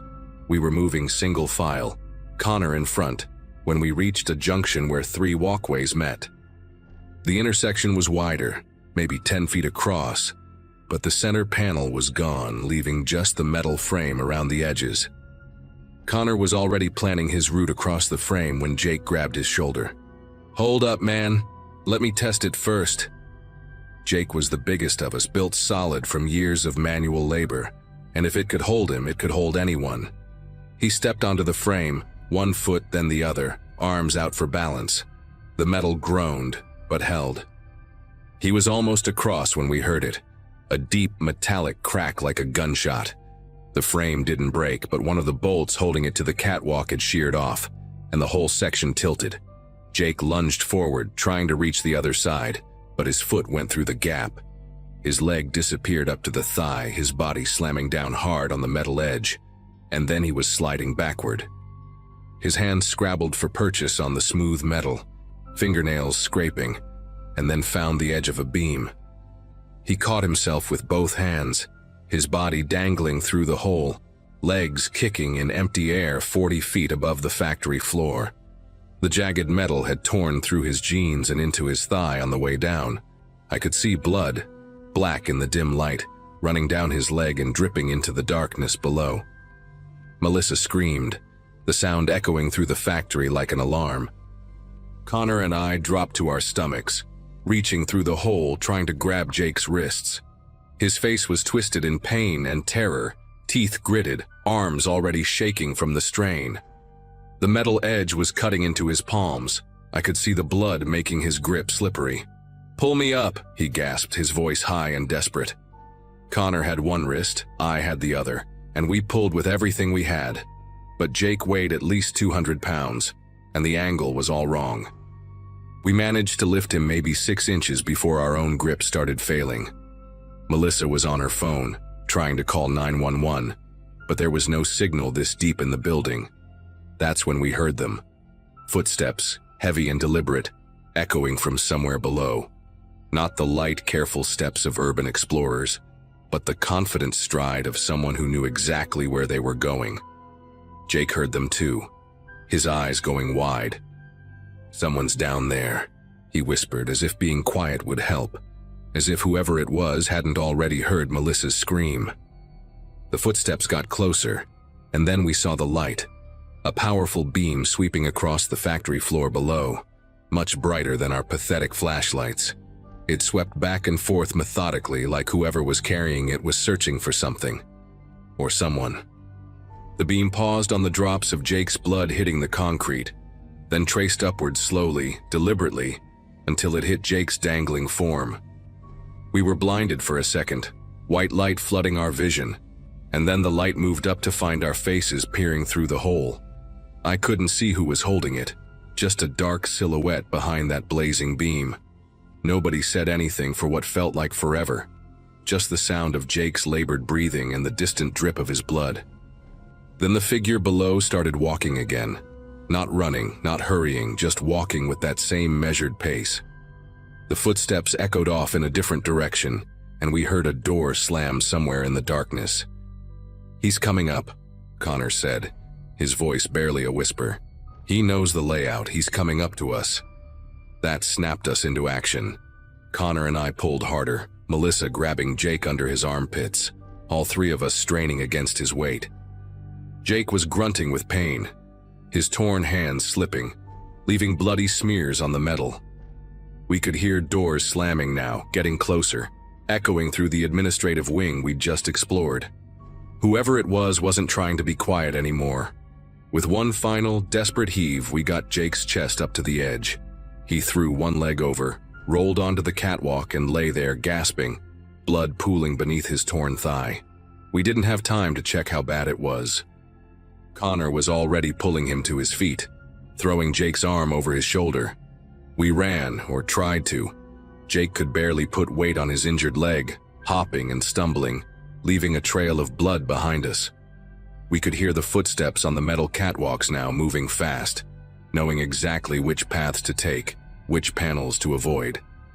We retraced our route, Jake crying out every time his foot hit the ground, Melissa supporting his other side.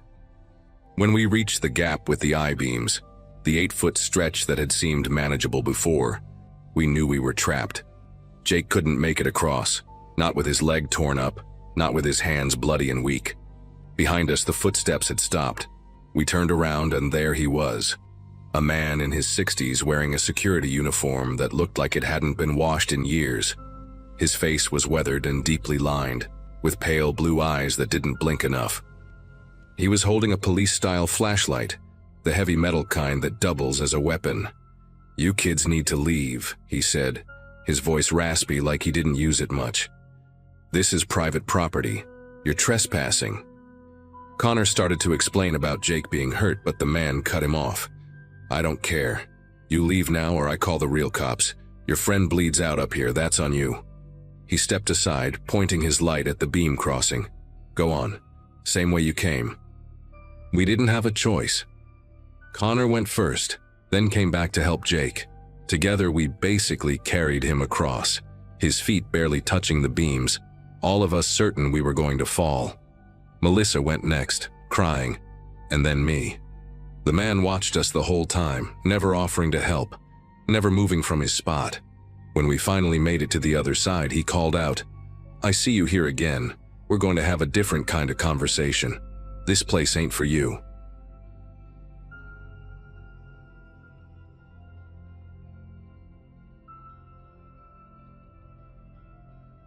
The key to St. Augustine's felt heavier than it should have in my pocket as I walked across the overgrown parking lot that Tuesday afternoon.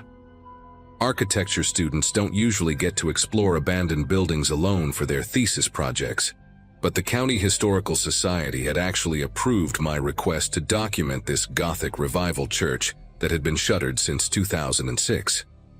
While everyone else in my program was obsessing over glass facades and sustainable materials, I'd chosen to focus on historical preservation for my final year. The building stood there against the gray sky, all weathered limestone and broken promises, about 40 minutes outside the city in this forgotten part of the county. I'd brought my measuring tape, my Nikon, 2 notebooks, and enough enthusiasm to fill the empty sanctuary. The massive oak doors groaned when I unlocked them, and that sound echoed across the empty lot like the building itself was waking up after 15 years of sleeping. Inside, The main sanctuary stole my breath in a way no modern building ever could. Colored light filtered through stained glass windows that had somehow survived decades of neglect, painting geometric patterns across rows of dust-covered pews. The carved columns reached up toward a vaulted ceiling that seemed to absorb sound rather than reflect it, creating this oppressive quiet that made me hyper-aware of my own breathing. I spent the first 2 hours documenting everything upstairs: the altar's intricate woodwork, the stone baptismal font, the choir loft with its ancient organ pipes. Every surface had this thick coating of dust that kicked up with the slightest movement, making me sneeze and leaving strange patterns in the air. The Historical Society's notes mentioned original foundation stones from the 1890s in the basement level, architectural details that would be perfect for my research on 19th century church construction. Around 3 o'clock, I headed toward the narrow door marked lower-level access near the back of the sanctuary. The wooden stairs creaked under my weight in a way that made me grip the railing harder than necessary. There was no electricity down there, but I'd brought a decent flashlight knowing the basement would be dark. The beam cut through the blackness, revealing stone walls that wept moisture, and a ceiling so low I had to duck in places even though I'm only 5'6". The temperature dropped at least 15 degrees as I descended, and this damp, heavy air wrapped around me like a wet blanket. About halfway down, I noticed the smell, just a hint at first. Something sweet and wrong mixed with the expected mustiness. I figured maybe a family of raccoons had gotten in and died somewhere in the walls. It happens in old buildings all the time. The basement itself was larger than I expected, divided into several rooms that probably served as storage and Sunday school classrooms back when the church was active. My flashlight beam swept across old folding tables, stacks of moldy hymnals, and children's drawings still tacked to a bulletin board, their crayon colors faded to ghosts of purple and yellow. The smell got stronger as I moved deeper into the basement, documenting the stone foundation with my camera. It was this thick, cloying sweetness that stuck to the inside of my nose and made me breathe through my mouth. I found myself rushing through my measurements, not taking as many photos as I should have, just wanting to get the basic documentation done. In the furthest room, the one that must have been directly under the altar, the smell was so intense I had to pull my shirt up over my nose. There was this old wooden door in the back corner, probably leading to some kind of maintenance room or old coal cellar. The door was slightly ajar, maybe 3 inches open, and I could tell that's where the smell was coming from. I stood there for maybe 30 seconds, flashlight beam trained on that gap, trying to convince myself to go check it out. But something in my gut, this primal instinct I couldn't explain, kept me frozen in place. The air coming from that room felt different, heavier somehow, and I had this sudden, irrational certainty that I needed to leave immediately. I practically ran back through the basement, my flashlight beam bouncing wildly off the stone walls. My brain kept trying to rationalize what I was doing, telling myself I'd gotten enough photos, that the smell was making me nauseous, that I could always come back another day with someone else. But deep down I knew I was lying to myself. I was terrified, and I didn't even understand why. The stairs seemed to go on forever as I climbed back up, and when I finally burst through into the sanctuary, I actually gasped at the regular air like I'd been holding my breath. The late afternoon sun streaming through those stained glass windows had never looked so welcoming. I grabbed my equipment bag from the front pew where I'd left it, shoved my camera and notebooks inside without organizing anything, and headed straight for the doors. My professor would probably dock points for incomplete documentation, but I didn't care. I just needed to get out of that place. The drive home was strange because the further I got from the church, the more ridiculous I felt about my reaction. By the time I reached my apartment near campus, I'd almost convinced myself I was being dramatic, maybe getting my period or something, and that's why I'd overreacted to a bad smell in an old basement. I took a long shower, ordered Chinese food, and spent the evening organizing the photos I'd managed to take. The building really was architecturally significant. Those foundation stones were definitely from the original 1890s construction, and the sanctuary had details you just don't see anymore. I made notes about going back the following week, maybe bringing my friend Bethany, who was also into old buildings. That night I slept fine, didn't even dream about the place, and Wednesday passed without me thinking about it much at all, except to email the Historical Society, thanking them for the access and mentioning I'd return the key soon. Thursday morning changed everything.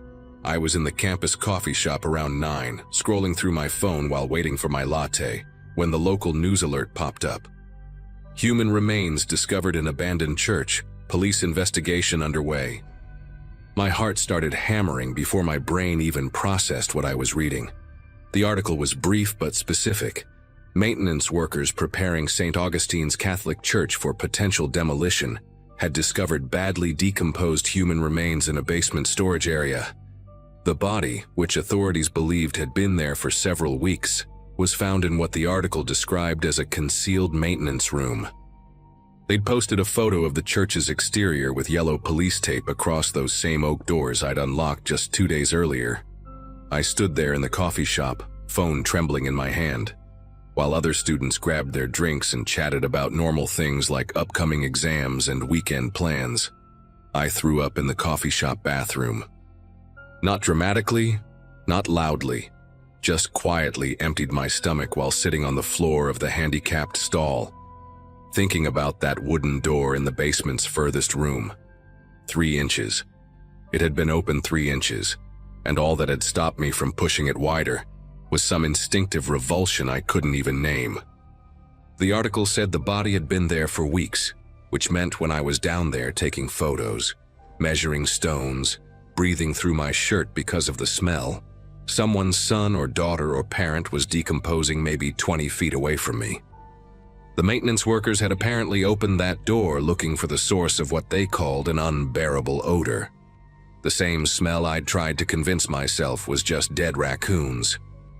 I sat on that bathroom floor for probably 20 minutes, replaying every second I'd spent in that basement, wondering if the person had still been alive when the church was locked up, if they'd died trying to get out, if they'd screamed for help in a building designed to swallow sound. The police called me that afternoon. Apparently, the Historical Society had given them a list of everyone who'd had access to the church recently, and I was the last person who'd signed out the key. The detective, a woman named Hawkins with a voice that sounded tired, asked me to come to the station to answer some questions. I drove there in this weird state of numbness, part of me still hoping maybe they'd found old remains, something from decades ago that had nothing to do with my visit. But Detective Hawkins crushed that hope pretty quickly. The body was a man named Gregory Vance, 63 years old, reported missing 3 weeks earlier by his daughter. He'd been living on the streets for about a year after losing his job and his home, and his daughter said he sometimes sought shelter in abandoned buildings. The detective showed me his photo, a regular-looking guy with graying hair and kind eyes, wearing a flannel shirt in what looked like a family barbecue photo. He'd probably gone into the church looking for a safe place to sleep and somehow gotten trapped in that maintenance room. Detective Hawkins kept asking if I'd noticed anything unusual, if I'd seen any signs of forced entry, if I'd explored the entire basement. I told her about the smell, about approaching that door, about leaving without checking further. She nodded and wrote things down, but I could see something in her expression, not judgment exactly, but maybe disappointment. If I'd pushed that door open on Tuesday, if I'd called 911 about finding Gregory Vance's body, his daughter could have started grieving 2 days sooner instead of wondering where her father was. The detective said the maintenance room's door had a broken lock mechanism that sometimes jammed from the inside. Gregory had probably pulled it shut for privacy and then couldn't get it open again. The basement had no windows, no other exit, and with the church abandoned, no one to hear him calling for help. She estimated he'd been dead for about 2 weeks when I was there based on decomposition. 2 weeks of him lying in the dark while his daughter put up missing person flyers and checked hospitals and hoped he was just staying with someone she didn't know. I left the police station around 5:30 and drove straight to my parents' house instead of my apartment. I needed to be somewhere that felt completely separate from all of this. Somewhere with normal sounds and cooking smells and my mom asking about school. But I couldn't eat dinner, couldn't focus on their questions about my thesis, couldn't stop thinking about Gregory Vance slowly dying of dehydration or hypothermia, or panic in that locked room. My dad, who's always been good at reading me, finally asked what was really wrong, and I told them everything. My mom held me while I cried. Not the pretty kind of crying, but the ugly, snotty kind that comes from realizing you were inches away from something horrible and didn't know it. She kept saying it wasn't my fault, that I couldn't have known, that I did nothing wrong by leaving. But I've seen enough true crime shows to know that bodies discovered quickly mean more evidence, faster identification, answers for families. Those 2 extra days of decomposition, of evidence degrading, of his daughter not knowing, that was because I'd been too scared to push open a door. I never went back to get the photos off my camera's memory card for my thesis project, changed my topic to a modern community center being built downtown, something clean and new with good lighting and no basements. The Historical Society understood when I mailed back the key with a note saying I couldn't continue the documentation. Gregory Vance's obituary ran in the paper a week later. He'd been a maintenance supervisor at a manufacturing plant for 30 years, had 3 grandchildren, loved fishing. His daughter organized a proper funeral with the money raised through GoFundMe, and even though I didn't know him, I went. Sat in the back row of a different church, one with electric lights and working heat, listening to people share memories of a man who died alone in the dark because a door lock failed. It's been 4 months now, and I still can't walk past abandoned buildings without wondering who might be inside, what door might be jammed, what smell might be drifting up from some forgotten room. My roommate thinks I'm being dramatic when I insist on checking every door in our apartment each night, making sure none can lock from inside. But she wasn't there in that basement, didn't stand 3 inches from death and choose to walk away.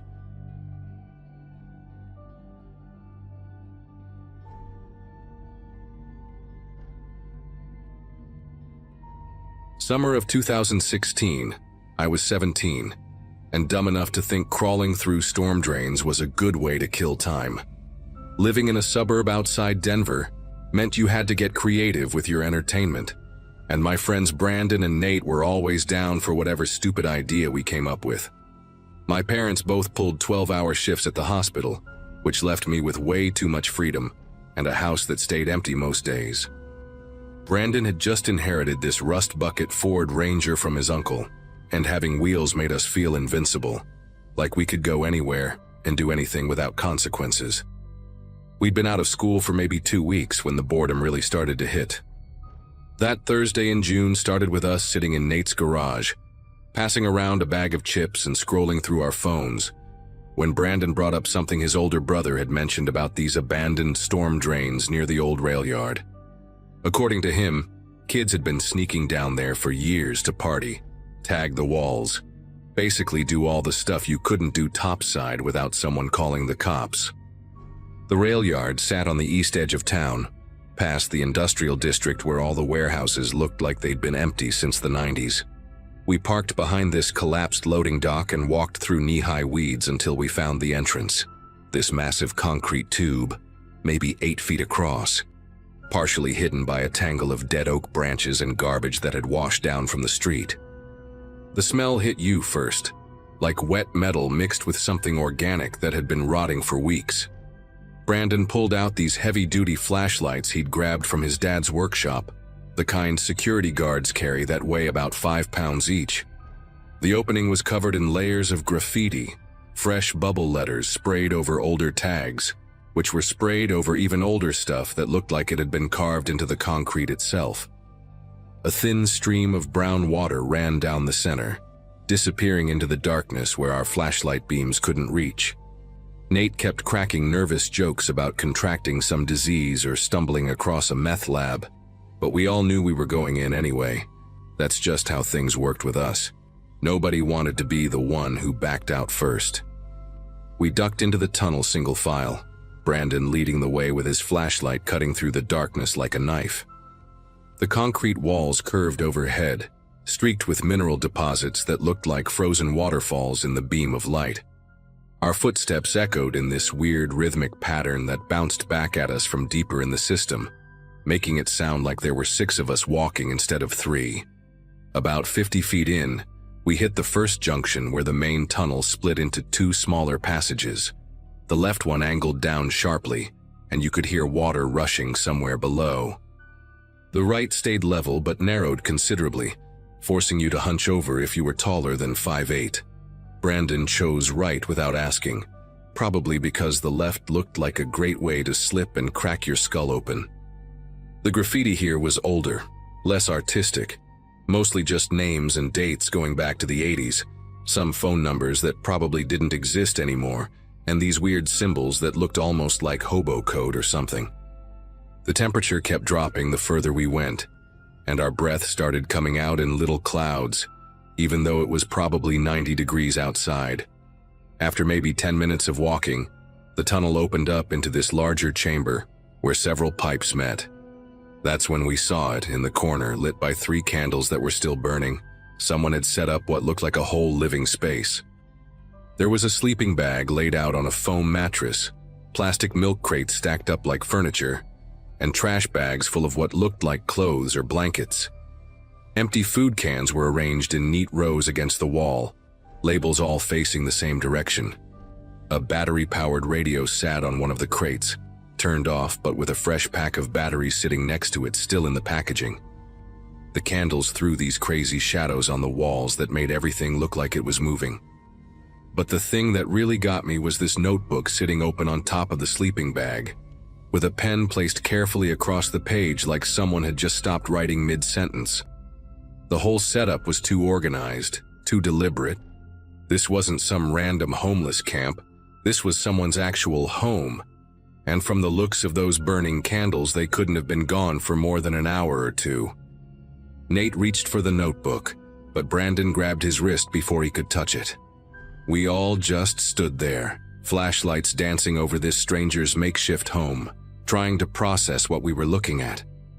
The walls around the sleeping area were covered in newspaper clippings, all held up with duct tape and arranged in these perfect rows.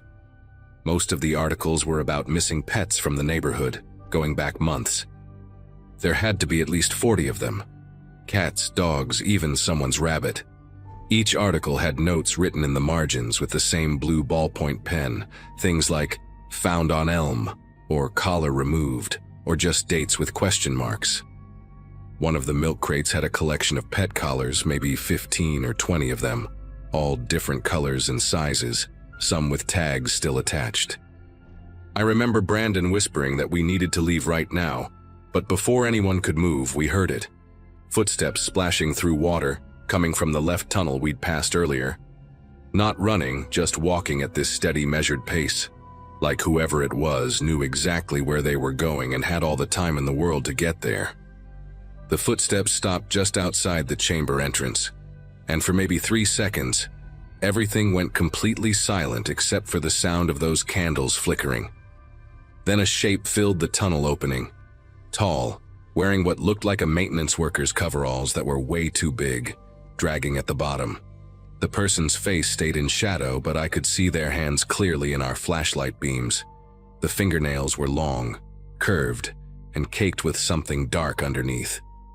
They were holding what looked like a cloth sack in one hand, and it was moving, squirming like something alive was inside. Nobody said anything. The person tilted their head at this unnatural angle, like they were trying to see us better or maybe listening to something we couldn't hear. Then they took one step forward into the chamber, and their face caught the candlelight. Hollow cheeks, eyes that looked almost yellow in the dim light, and this perfectly calm expression like finding 3 teenagers in their secret underground home was the most normal thing in the world. They set the sack down carefully, never taking their eyes off us, and that's when we heard the muffled whimpering coming from inside it. Brandon was the first to break. He turned and bolted back the way we came, his flashlight beam swinging wildly across the walls. Nate and I didn't need any more encouragement. We ran after him, our feet slipping on the wet concrete as we scrambled through the narrow tunnel. Behind us, I could hear the person moving, not running but walking with these long, deliberate strides that somehow seemed to keep pace with our panicked sprint. Their breathing echoed through the pipes, this raspy wheeze that bounced off the walls and made it sound like they were right behind us, even when they weren't. At the junction, Brandon went straight instead of turning left toward the exit, and we had no choice but to follow him deeper into the system. The tunnel here was older, rougher, with chunks of concrete missing from the ceiling and rust-colored water dripping steadily from exposed rebar.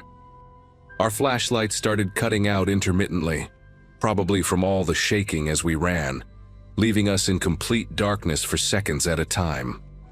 During one of those blackouts, I slammed face first into a low-hanging pipe, splitting my lip open and filling my mouth with the taste of blood and rust. We hit a dead end, a metal grate blocking the tunnel completely, too small to squeeze through and too strong to break.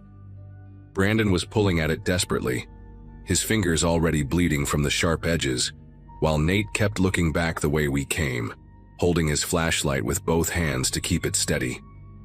The footsteps had stopped, but we could still hear that breathing, getting closer but taking its time. Then the person started talking, not yelling or threatening, just speaking in this conversational tone like we were having coffee together. They were listing names: Whiskers, Buddy, Princess, Max, and after each name they'd make this clicking sound with their tongue. The sack they'd been carrying earlier must have still been with them, because we could hear scratching and whimpering between the names. They kept talking about how the animals trusted them, how easy it was to make friends with something hungry, how they'd been collecting for months and nobody ever came looking in the tunnels. The voice was getting closer, maybe 30 feet away now, and our flashlights were getting dimmer as the batteries died. Nate started crying, just standing there shaking and crying, while Brandon kept pulling at that grate like a trapped animal. The person emerged from the darkness just as Brandon's flashlight died completely. In Nate's weakening beam, we could see them clearly now, probably in their 40s, with patchy gray hair that hung in greasy strands past their shoulders. They were smiling, showing teeth that were surprisingly white and straight, which somehow made everything worse. They set the moving sack down gently and pulled out what looked like a leash from their pocket. One of those retractable ones that made a zipping sound as they played with the mechanism. "You three remind me of Cooper," they said, pointing at a golden retriever collar hanging from their belt. Cooper was curious too. Came right up to me behind the grocery store. Such a good boy. They took another step closer, and I could smell them now. Like wet dog mixed with something chemical, maybe bleach or ammonia. Nate had backed himself into the corner where the wall met the grate, making these small whimpering sounds that sounded too much like whatever was in that sack. The person noticed and laughed, this normal, genuine laugh, like someone had told them a funny joke at work. That's when Brandon snapped. He grabbed his dead flashlight and threw it as hard as he could, hitting the person square in the forehead. They stumbled backward, more surprised than hurt, and Brandon screamed at us to run. We shoved past the person while they were still off balance, Nate dropping his flashlight in the process, leaving us in total darkness. But Brandon remembered the way, left at the junction, then straight, following the sound of dripping water and the faint smell of outside air. Behind us, the person wasn't running, just walking and calling out pet names like they were trying to coax us back. "Here, kitty kitty, come on boy, that's a good girl." We could see a pinpoint of light ahead, real sunlight, and we ran toward it like our lives depended on it, which honestly, they probably did. The concrete scraped our hands and knees as we scrambled up the slight incline toward the exit. I could hear sirens in the distance. Turned out someone had seen Brandon's truck parked by the abandoned rail yard and called it in as suspicious activity. We burst out of that tunnel into the blazing afternoon sun, all three of us crying and bleeding and probably looking absolutely insane to the two cops who were just getting out of their patrol car. We tried to explain everything to the cops, the living space in the tunnels, the missing pet articles, the person with the sack, but we were so hysterical that nothing came out right. One officer stayed with us while the other went to check the tunnel entrance, but he only went about 20 feet in before coming back out, saying it was too dangerous without proper equipment and backup. They called it in, and within an hour there were fire trucks, animal control, and even a news van setting up in the rail yard. The fire department sent a team down with proper lights and safety gear, but they found nothing. No sleeping bag, no milk crates, no newspaper clippings, and definitely no person in maintenance coveralls. Even the notebook was gone. The only thing they found was a single pet collar caught on a piece of rebar about 50 yards in, a red one with a heart-shaped tag that said Bailey. The cops took our statements, called our parents, and basically told us we were lucky we only got scared. They suggested maybe we'd stumbled onto a homeless camp and our imaginations had run wild in the dark. Brandon's dad grounded him for the rest of the summer. Nate's parents made him start seeing a therapist, and my folks installed a tracking app on my phone that I couldn't delete until I turned 18. The story should have ended there. Just 3 stupid kids who scared themselves in a drainage tunnel. But 2 weeks later, I was walking home from my job at the grocery store when I saw them. The person from the tunnel, standing at the bus stop across from my house, wearing normal clothes this time, just jeans and a polo shirt. They were reading a newspaper, acting like any other person waiting for the bus. When they looked up and saw me, they smiled and waved, then held up the newspaper so I could see the headline, "Another Missing Pet Story." This time a tabby cat named Oliver from our neighborhood. They folded the paper carefully, tucked it under their arm, and got on the bus when it arrived, never breaking eye contact until the doors closed. I never saw them again after that, but for the next year until we graduated and I left for college, missing pet posters kept appearing around town. The police never found anything. The tunnels got sealed with concrete barriers after our incident, and everyone seemed to forget about it, except for Brandon, Nate, and me. We never talked about it, not even with each other. But sometimes I'd catch one of them staring at missing pet posters a little too long, and I knew they were thinking the same thing I was. Somewhere in town, that person was still collecting, still making friends with hungry animals, still living their deeply disturbed life in broad daylight, and there wasn't a damn thing we could do about it.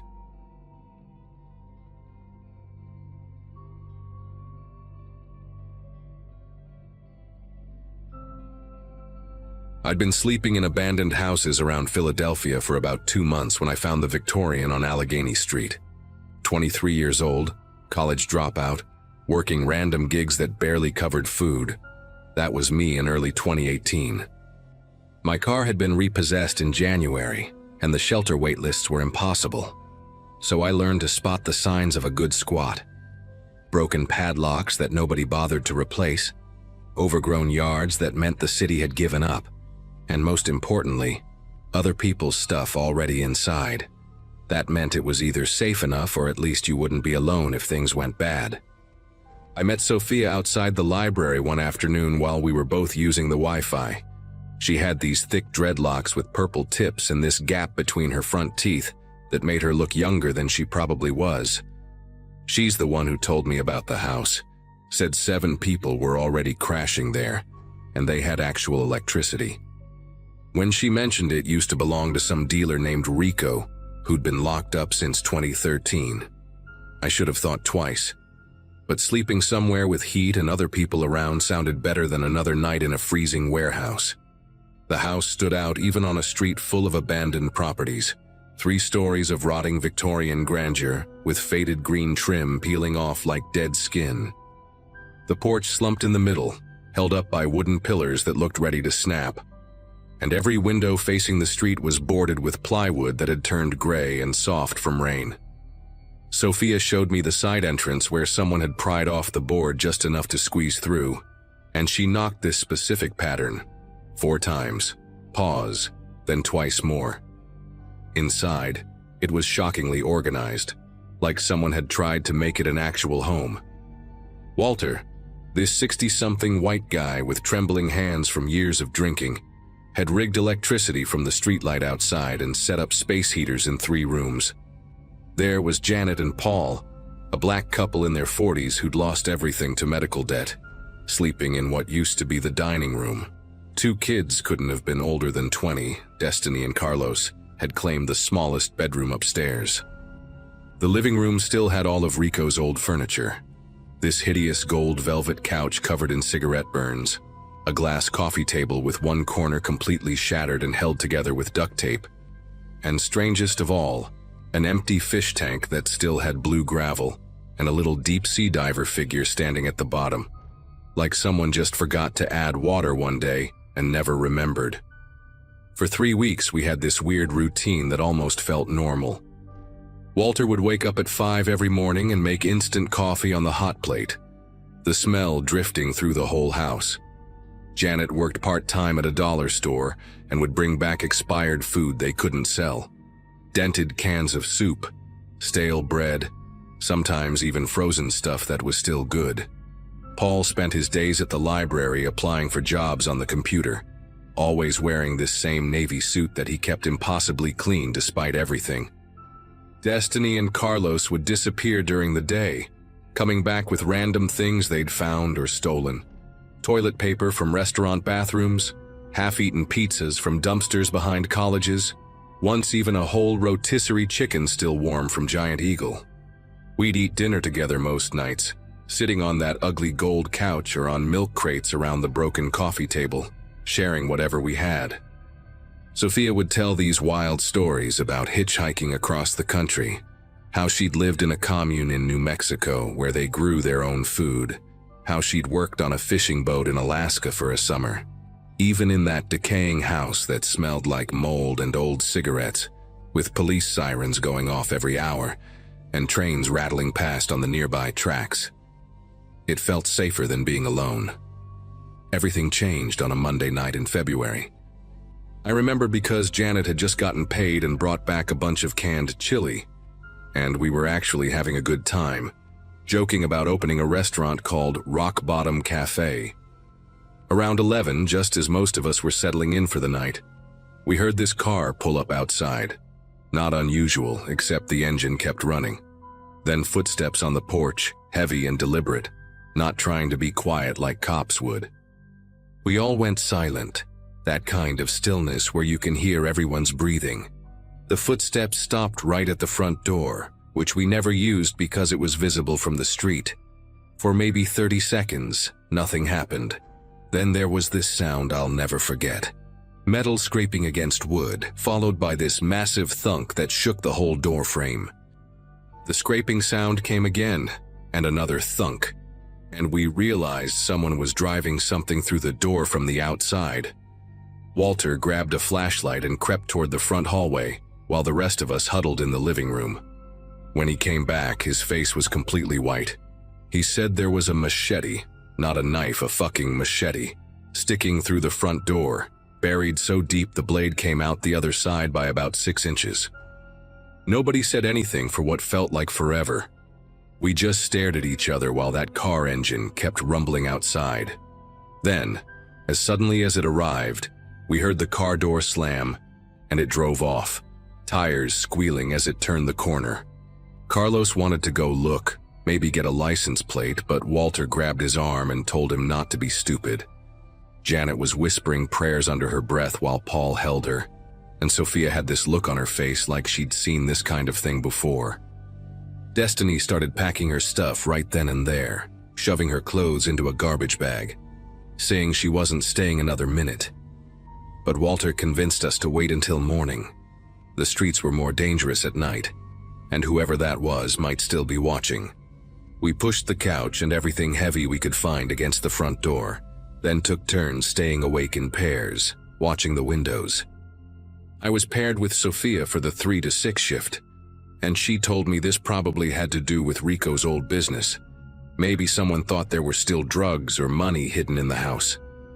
She said her ex-boyfriend used to deal, and leaving a weapon like that was a message, either to scare someone or mark territory. The machete stayed there all night, wobbling slightly whenever a truck passed by and shook the house. When the sun came up, We could finally see the full extent of what had happened. The machete was even bigger than we'd thought, probably 2 feet long with a black rubber handle wrapped in duct tape. It had gone through the solid wood door like it was cardboard, and there were fresh scratches on the door frame where someone had used it to pull themselves up, like they'd put their whole body weight behind driving it in. Paul wanted to call the cops, but everyone else shot that down immediately. We were trespassing, and half of us had warrants or records that would land us in jail. Walter said he knew some guys from his construction days who might buy the machete for scrap metal, but nobody wanted to touch it. Around noon, I decided I needed air and walked to the corner store for cigarettes. When I came back 20 minutes later, everyone was outside on the sidewalk with their stuff. The front door was wide open, the machete was gone, and Sophia grabbed my arm before I could go inside. She said about 5 minutes after I left, 3 men in ski masks had walked right in through the side entrance like they knew exactly where it was. They didn't say a word, just started going through every room, throwing mattresses, dumping out bags, even pulling up loose floorboards in the kitchen. Everyone ran out the front door. The men didn't try to stop them, didn't even look at them, just kept searching. We stood there on the sidewalk for maybe 10 minutes, everyone arguing about what to do. Janet wanted to leave right away. Paul kept saying we should wait and go back for our things. And Walter was convinced the men were looking for Rico's stash that probably didn't even exist anymore. Then we heard this crash from inside, like furniture being flipped, followed by what sounded like walls being hit with something heavy, probably a sledgehammer from the sound. That's when I noticed Carlos wasn't with us. Destiny started screaming his name, completely hysterical, saying he'd gone upstairs to grab his backpack right before the men showed up. Before anyone could stop her, she ran toward the house. Sophia and I grabbed her just as she reached the porch, and that's when we heard it. A man's voice from inside, low and calm, saying, "Where is it?" over and over. And another voice, younger, crying and saying, "I don't know what you're talking about." It was Carlos. The calm voice said something in Spanish I couldn't understand. Then there was this wet sound, like meat being tenderized, and Carlos screamed. Not like in movies. This was raw animal panic. Destiny was fighting us, trying to get inside, and Walter had to practically carry her across the street while she sobbed and cursed at us for not letting her go. The sounds from inside continued for maybe 5 more minutes. Furniture breaking, that calm voice asking questions, Carlos responding but his voice getting weaker. Then everything went quiet. We watched from across the street as the 3 men walked out the front door like they had all the time in the world. 2 of them were carrying black duffel bags that looked heavy, and the third one, the biggest, had blood on his jacket sleeve. They didn't run, didn't even look at us standing right there in plain sight. They got into a black SUV with tinted windows that had been parked around the corner and drove away at normal speed, even stopping at the stop sign. Destiny broke free and ran into the house before any of us could react. We heard her scream from upstairs, this horrible, broken sound that just kept going. When Sophia and I went in after her, the place was destroyed. Every piece of furniture flipped or smashed, holes punched in the walls. Even the ceiling tiles in the kitchen had been pulled down.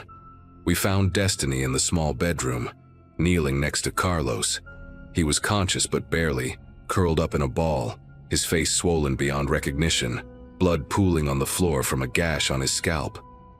His left arm was bent at an angle that made me want to throw up, and he kept making these small, whimpering sounds like a hurt dog. Paul called 911 from a payphone down the street, while the rest of us tried to help Carlos. Sophia knew some basic first aid from her time in that commune, and used torn sheets to put pressure on his head wound. Carlos kept trying to talk through his swollen lips, saying something about how they kept asking about the package, and wouldn't believe him when he said he didn't know anything. Walter found the duffel bags the men had been carrying. Turns out they'd been hidden inside the walls, behind some loose panels in the basement none of us had ever noticed. There were still traces of white powder in the corners of the bags and rubber band marks on the floor where money bundles had probably been. Rico's stash had been there the whole time. probably hundreds of thousands of dollars worth of drugs and cash, just sitting behind the walls while we slept 20 feet away. The ambulance arrived in about 15 minutes, and the EMTs didn't ask questions. They'd seen this kind of thing before. As they loaded Carlos onto the stretcher, one of them quietly told Destiny that if we were smart, we'd be gone before the cops showed up to investigate. The neighbors had started coming out of their houses, and I heard one old woman telling another that she knew something like this would happen, that Rico's cousins had been coming around asking questions for weeks. We scattered within the hour. Janet and Paul went to stay with her sister in Jersey. Walter said he knew a guy with a warehouse where he could crash, and Destiny went with Carlos in the ambulance, refusing to leave his side. That left me and Sophia standing on the sidewalk with our garbage bags of belongings, trying to figure out our next move. She had a friend in Fishtown who might let us stay for a few nights, but we needed to get across the city and neither of us had money for the bus. As we started walking, I made the mistake of looking back at the house one more time. There was already a new padlock on the side entrance, and I swear I saw someone watching us from the third-floor window. Just a shadow that moved away when I looked directly at it. Sophia saw it too and grabbed my hand, pulling me along faster. We walked for 2 hours straight, not stopping until we reached the bridge over the Delaware. She finally broke the silence, saying that in all her years on the streets, she'd never been that close to dying. Those men hadn't cared who was in the house. If they'd thought any of us knew where their money was, we'd all have ended up like Carlos or worse. The scary part was how professional they were, how they knew exactly where to look, like someone had told them precisely where Rico had hidden everything. 3 days later, I was staying at a women's shelter in South Philly when I saw the news on TV. They'd found 2 bodies in a house on Allegheny Street. Not our house, but one just 3 doors down. The reporter said it was drug-related, that the victims were known associates of a dealer who'd been imprisoned years ago. They showed a picture of the victims, and my heart stopped. It was 2 guys I'd never seen before, but Sophia later told me she recognized them from the neighborhood. They used to hang around our house sometimes, asking Walter if anyone had been inside lately, if we'd found anything interesting. Turns out they were Rico's cousins, the ones the old lady had mentioned, and they'd probably been killed by the same men who tortured Carlos. The news said they'd been dead for at least a week, which meant they were murdered before the machete incident, before the men came searching. Those cousins had probably been tortured for the location of Rico's stash, gave up the information, and then were killed anyway. We'd been living in that house the entire time, completely oblivious to the fact that we were sitting on top of a fortune that people were willing to kill for. If those men had come just a few days earlier, or if we'd found those hidden panels ourselves, we'd probably be dead too. I ran into Sophia one more time, about a month later at a food bank in Center City. She told me Carlos survived, but lost partial use of his left arm, and he and Destiny had left Philadelphia entirely, maybe headed to Florida where her family lived. Walter had gotten into a program and was trying to get sober. Janet and Paul were still at her sister's place trying to save up for their own apartment. As for the house, Sophia said she'd walked by it the previous week out of curiosity. It had been completely gutted, windows removed, doors taken off, even parts of the walls had been torn down. The city had put up official condemned notices and metal barriers over every entrance. But the really unsettling part was what she'd heard from other people still living on the streets in that area. They said that sometimes at night cars would still pull up to the house, people would get out and walk around it, like they were checking to make sure it stayed empty. Nobody squatted there anymore, even though winter was coming and desperate people needed shelter. The house had become a kind of urban legend among the homeless community, a cautionary tale about the dangers of sleeping in the wrong place. Looking back now, I realize how incredibly lucky we were. We'd spent 3 weeks living inside a ticking time bomb, surrounded by hidden drug money, with Rico's associates circling like vultures. The only reason we survived was pure chance. We were nobodies, not worth interrogating or killing, just obstacles to be pushed aside while they reclaimed what they thought was theirs.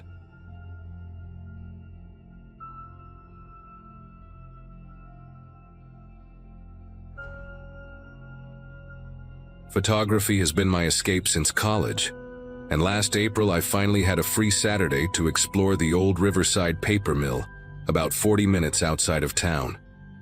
I was 28, teaching high school biology during the week, and spending weekends hunting for abandoned places to photograph.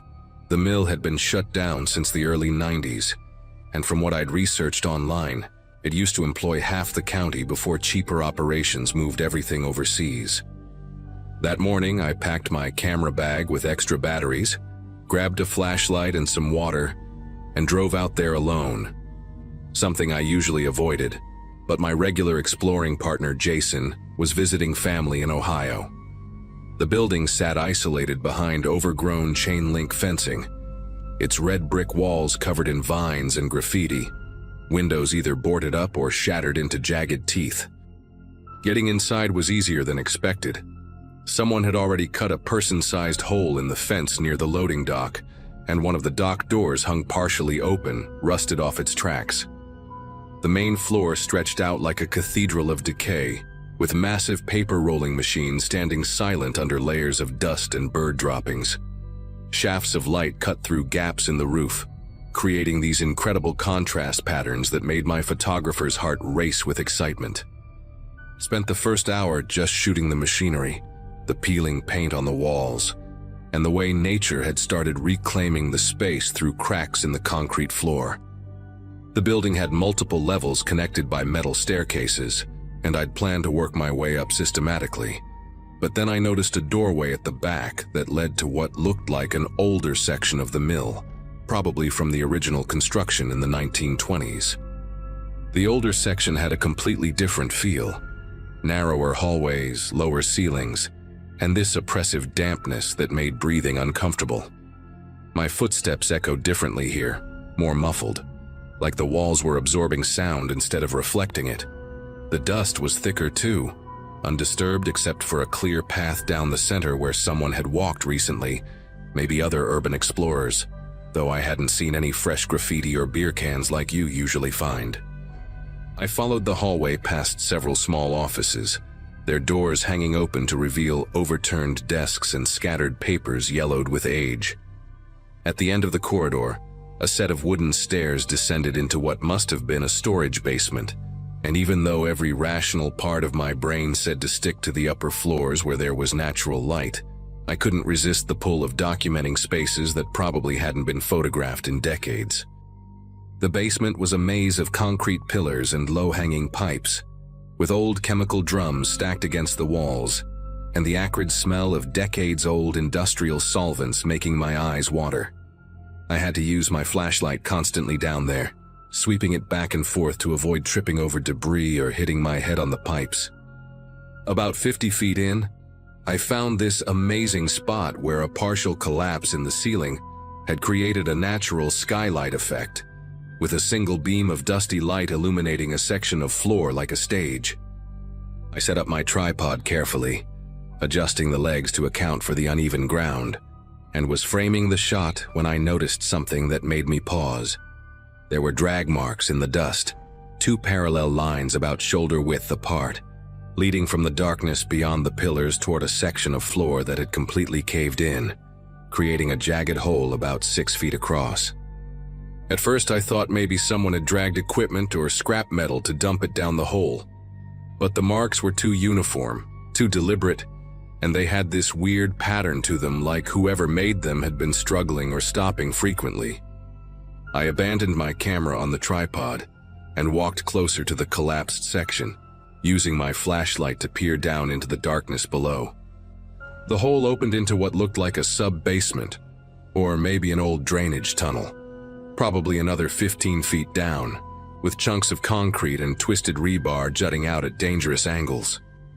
The smell coming up from it was different from the chemical odor, earthier, more organic, with this underlying sweetness that reminded me of composting leaves, but wrong somehow, corrupted. I was about to step back when my flashlight caught something pale tangled in the rebar about halfway down. The fabric was a light blue, maybe denim or cotton work clothes, torn and stained dark in places that could have been rust or mud, but had this brownish-red color that looked too deliberate, too concentrated. I lay flat on my stomach, ignoring the filth and broken glass, and stretched my arm down with the flashlight to get a better angle. That's when I saw more pieces of fabric caught on different sections of rebar, and beneath them, partially buried under chunks of fallen concrete, there were other things. What might have been a work boot with the sole separated from the leather, something that could have been a tool belt or bag strap, and worst of all, these dark stains on the concrete chunks that had pooled and dried in patterns that absolutely were not rust. My whole body went rigid as my brain processed what I was looking at, and I scrambled backwards so fast I knocked over a paint can, the metallic clang echoing through the basement like a gunshot. The echo hadn't even finished reverberating when I heard something else. Footsteps above me, deliberate and heavy, crossing the main factory floor. I grabbed my camera, fumbling with the tripod legs, trying to collapse them quickly while keeping my flashlight trained on the stairs I'd come down. The footsteps stopped directly overhead, and dust drifted down through the cracks between the floorboards, dancing in my flashlight beam like snow. Whoever was up there knew exactly where I was, and they weren't trying to hide their presence anymore. I could hear them moving toward the hallway that led to the basement stairs, their pace unhurried, confident, like they knew I had nowhere to go. My mind raced through options. The hole was a death trap. The basement had no other exits that I'd seen, and confronting whoever was coming down those stairs seemed like the worst possible choice. I killed my flashlight and moved as quietly as possible behind one of the concrete pillars, clutching my camera bag against my chest to stop the equipment from rattling. The darkness was absolute except for that single shaft of light from the ceiling collapse, and I watched it like my life depended on it, waiting to see a shadow pass through. The footsteps reached the top of the wooden stairs, and each creak of the old board sent jolts through my nervous system. They descended slowly, pausing every few steps like they were listening for me, and I held my breath until my lungs burned. When they reached the basement floor, I heard them walk directly to the collapsed section, their feet crunching on the broken glass and debris I'd disturbed. They stood there for what felt like hours, but was probably only a minute or two. And then I heard something that made my insides turn to water, the sound of them dragging something heavy across the floor, something that scraped and caught on the rough concrete, heading straight toward the hole. The dragging stopped right at the edge of the collapse, and I heard a grunt of effort followed by the sickening sound of something heavy tumbling down into the hole, crashing against the rebar and concrete below. The person above muttered something I couldn't make out, their voice low and gravelly, definitely male, and then started kicking loose debris down after whatever they'd dropped. Each piece of concrete that fell made me flinch, knowing I'd been lying in that exact spot just minutes earlier, my face inches from evidence of what this place really was. Through a gap between the pipes, I could barely make out a silhouette in that shaft of light. Tall, broad-shouldered, wearing what looked like coveralls and heavy work boots. He pulled something from his pocket, and I heard the distinctive click of a lighter, followed by the smell of cigarette smoke mixing with all the other toxic scents in the air. He stood there smoking for several minutes, occasionally nudging more debris into the hole with his boot, completely casual like this was routine maintenance work. I stayed frozen behind the pillar, my leg muscles cramping from holding the same position, terrified that any movement would give me away. The cigarette glowed orange in the darkness as he took long drags, and I could see him checking his watch in the lighter's flame when he lit a second one. Finally, he flicked the butt down the hole and started walking back toward the stairs. But then he stopped suddenly and turned his head like he was listening. I heard him walk to where I'd left my tripod. In my panic, I'd only grabbed the camera, leaving the expensive carbon fiber tripod standing there like a beacon. He picked it up, collapsed it with practiced efficiency, and carried it with him as he headed back to the stairs, his footsteps now quicker, more purposeful. I waited in that basement for another 2 hours after his footsteps faded completely, until my phone showed 4 p.m. and the shaft of light had shifted angles. Every tiny sound made me think he was coming back, that he was waiting for me upstairs, that he knew exactly where I was hiding. When I finally worked up the courage to move, my joints were so stiff I nearly fell over, and I had to bite my tongue to keep from crying out. I crept up the stairs one at a time, pausing at the top to listen for any sign of movement in the building. The main floor was empty, but I could see fresh boot prints in the dust leading to the loading dock where I'd entered. My car was still there, untouched, but there was a folded piece of paper under the windshield wiper. With shaking fingers, I unfolded it to find a receipt from a hardware store dated that morning, with a handwritten note on the back. Beautiful equipment. Would be a shame if something happened to it. Or to you. I drove straight to the police station in town, showed them the photos I'd managed to take before seeing the drag marks, and tried to explain what I'd found. 2 officers went out to investigate that evening, but they came back saying the basement floor had been completely filled with fresh concrete. Someone had dumped what must have been several trucks worth down there, sealing everything. They took my statement, said they'd look into it, but I could tell from their expressions they thought I was either lying or had imagined things. The officer in charge suggested that urban exploration was dangerous and illegal, that I was lucky nothing worse had happened. I never went back to check, never posted those photos online, and eventually deleted them entirely. I still have that hardware store receipt though. Keep it in a drawer as a reminder that some abandoned places should stay abandoned, that some secrets are buried for a reason, and that someone out there knows I know what that mill really is. A tomb disguised as ruins.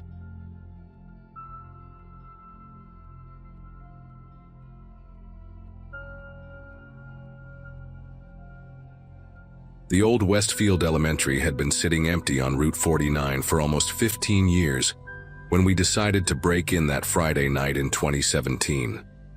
I was 17, stuck in small-town Indiana for the summer, counting down the days until I could escape to college. My parents ran the only hardware store in town, and I'd been working there since I was old enough to carry a paint can without dropping it. Most nights after closing, I'd meet up with the same group of friends behind the abandoned gas station on Miller Road. It was either that, or drive 40 minutes to the nearest mall. That night there were 5 of us. Me, my best friend Tommy, who'd been my neighbor since 3rd grade, his girlfriend Ashley, who worked at the diner on Main Street, this new kid Kevin, who'd moved here from Chicago and wouldn't shut up about how much better the city was, and Kevin's cousin Daniela, who was visiting for a couple weeks and barely spoke to any of us. We were passing around a bag of gas station chips and arguing about whether the town's single movie theater would ever show anything besides kids' movies when Kevin brought up the school. He claimed his older brother had tried to get inside last year but got spooked when he saw shadows moving behind the boarded-up windows on the 2nd floor. Tommy laughed so hard he nearly choked on his energy drink, calling the brother every name in the book for being such a coward. Before I knew it, Tommy was standing up, crushing his empty can against the brick wall, and declaring that we were going to prove we weren't afraid of some burned-out elementary school. Ashley tried to act bored by the whole idea, but I could tell she didn't want to be the one to back down. Daniela just kept scrolling through her phone, barely looking up when she mumbled that she'd go if everyone else was going. Kevin looked like he regretted bringing it up, but his pride wouldn't let him back out now. Within 10 minutes, we were all piled into Tommy's ancient Corolla, the one with the passenger door that wouldn't open from the inside and a radio that only picked up the Christian station. The school was 20 minutes outside town, past the corn processing plant and down a stretch of road where the streetlights had stopped working years ago. We parked behind a cluster of dead trees about 100 yards from the building, figuring it was better to walk the rest of the way, in case someone drove by and saw the car. The moment we got out, the summer heat gave way to this weird chill that comes with abandoned places, like the air itself knows nobody belongs there anymore. The school was a 2-story brick building, probably built in the 60s judging by those narrow windows and flat roof. Half of it was completely charred black from the fire Kevin mentioned, with the roof caved in on the east wing. The other half looked mostly intact from the outside, except every single window had been covered with plywood sheets, and someone had spray-painted "Keep Out" across the main entrance in red paint that had dripped down like blood in a horror movie. The chain-link fence surrounding the property had been cut open in at least 3 different spots, and we picked the widest gap to squeeze through. Tommy led the way with his phone flashlight, trying to act tough even though I noticed him hesitating every few steps. The main entrance was sealed tight, massive sheets of plywood nailed over the double doors with what must have been 100 nails, some of them bent and rusty like people had tried to pry them out before giving up. We circled around to the back of the building, our shoes crunching on broken glass and dead leaves that had accumulated over the years. Kevin pointed out a ground floor window on the intact side where the plywood had been partially pried away, leaving just enough space for someone to squeeze through if they didn't mind getting scraped up. The wood was splintered at the edges, and there were fresh scratches in the paint around the opening. Clearly, we weren't the first ones to find this entrance. Tommy went first, of course, grunting as he pulled himself through the gap. We heard him drop down inside with a thud and a string of curses before he called back that it was safe. Ashley went next, then me, then Kevin, and finally Daniela, who had to be convinced twice that she could fit through the opening. Inside, we found ourselves in what used to be a cafeteria kitchen. Stainless steel counters were still bolted to the walls, though they were covered in rust and graffiti. The floor was littered with old food trays, broken ceiling tiles, and puddles of water from leaks in the roof. The smell hit us immediately, mildew mixed with something chemical, probably from whatever cleaning supplies had been left behind to rot. Our phone lights created these crazy shadows that danced across the walls as we moved, making every corner look like something was hiding there. We made our way out of the kitchen and into the main cafeteria, where long tables were still arranged in rows, some flipped over, others still standing like students might walk in any minute for lunch. The walls were covered in layers of graffiti, tags from different years overlapping each other, dates going back to 2005, names of couples who probably broke up years ago.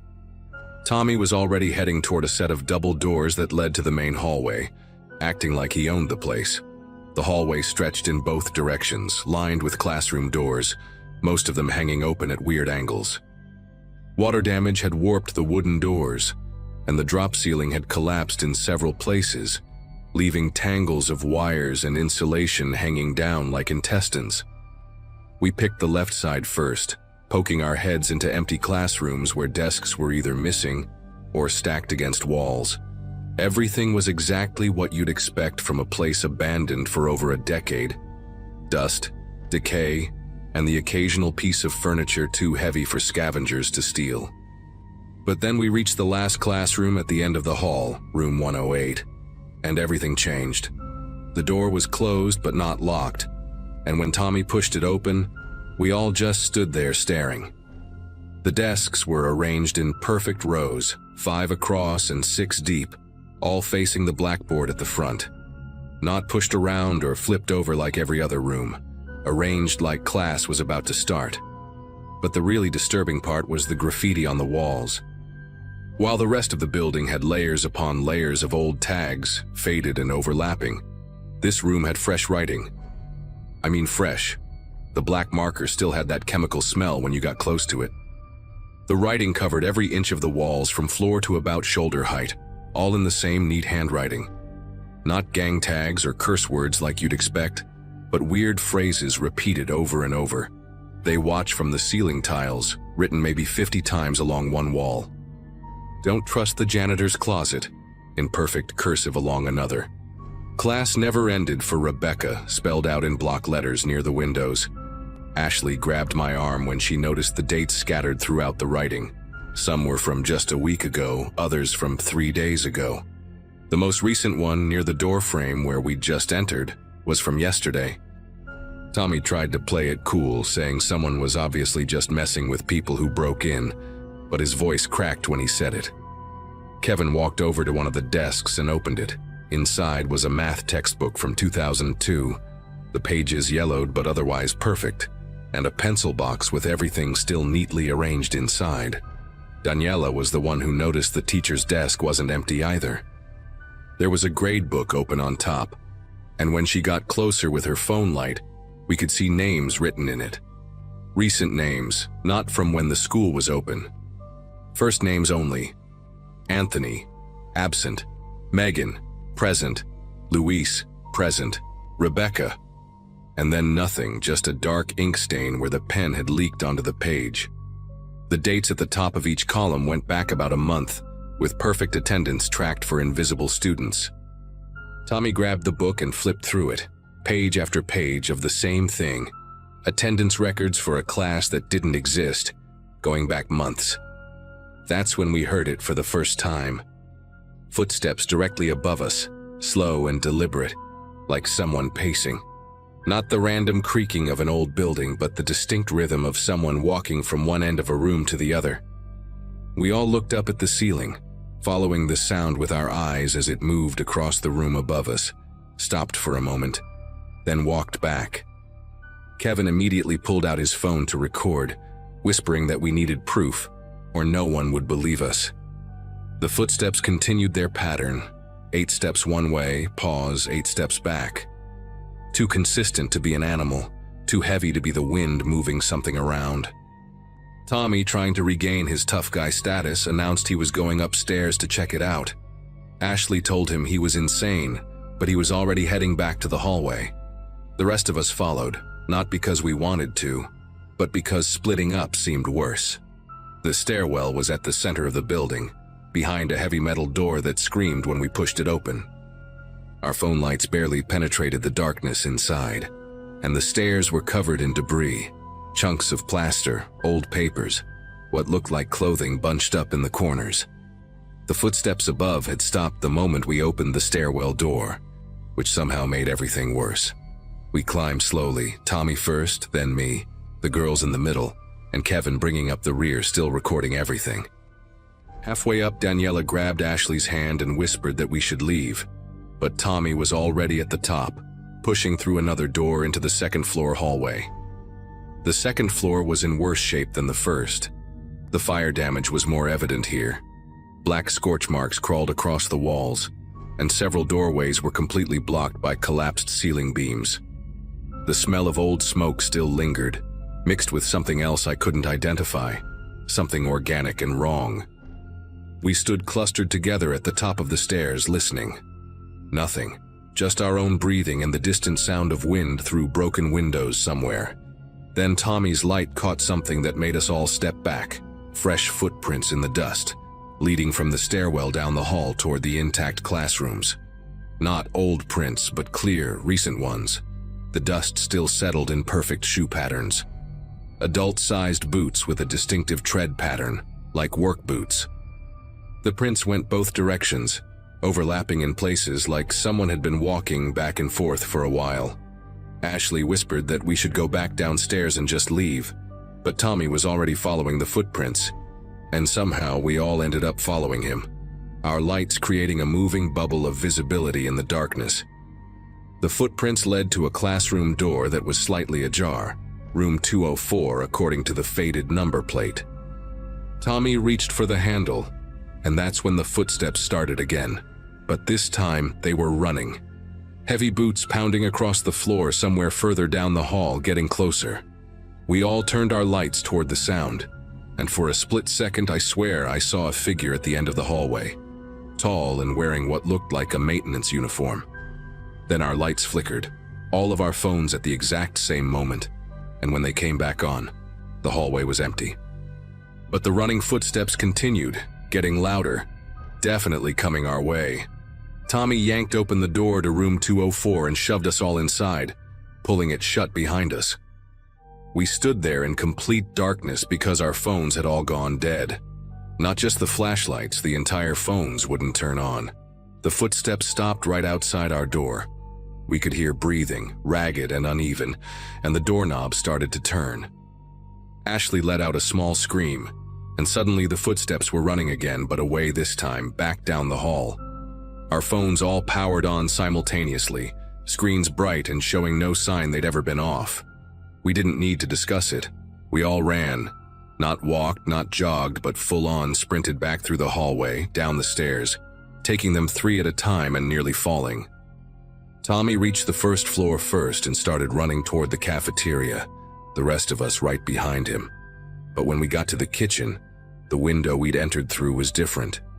The plywood that had been partially pried away was now completely intact, freshly nailed with new-looking nails that gleamed in our phone lights.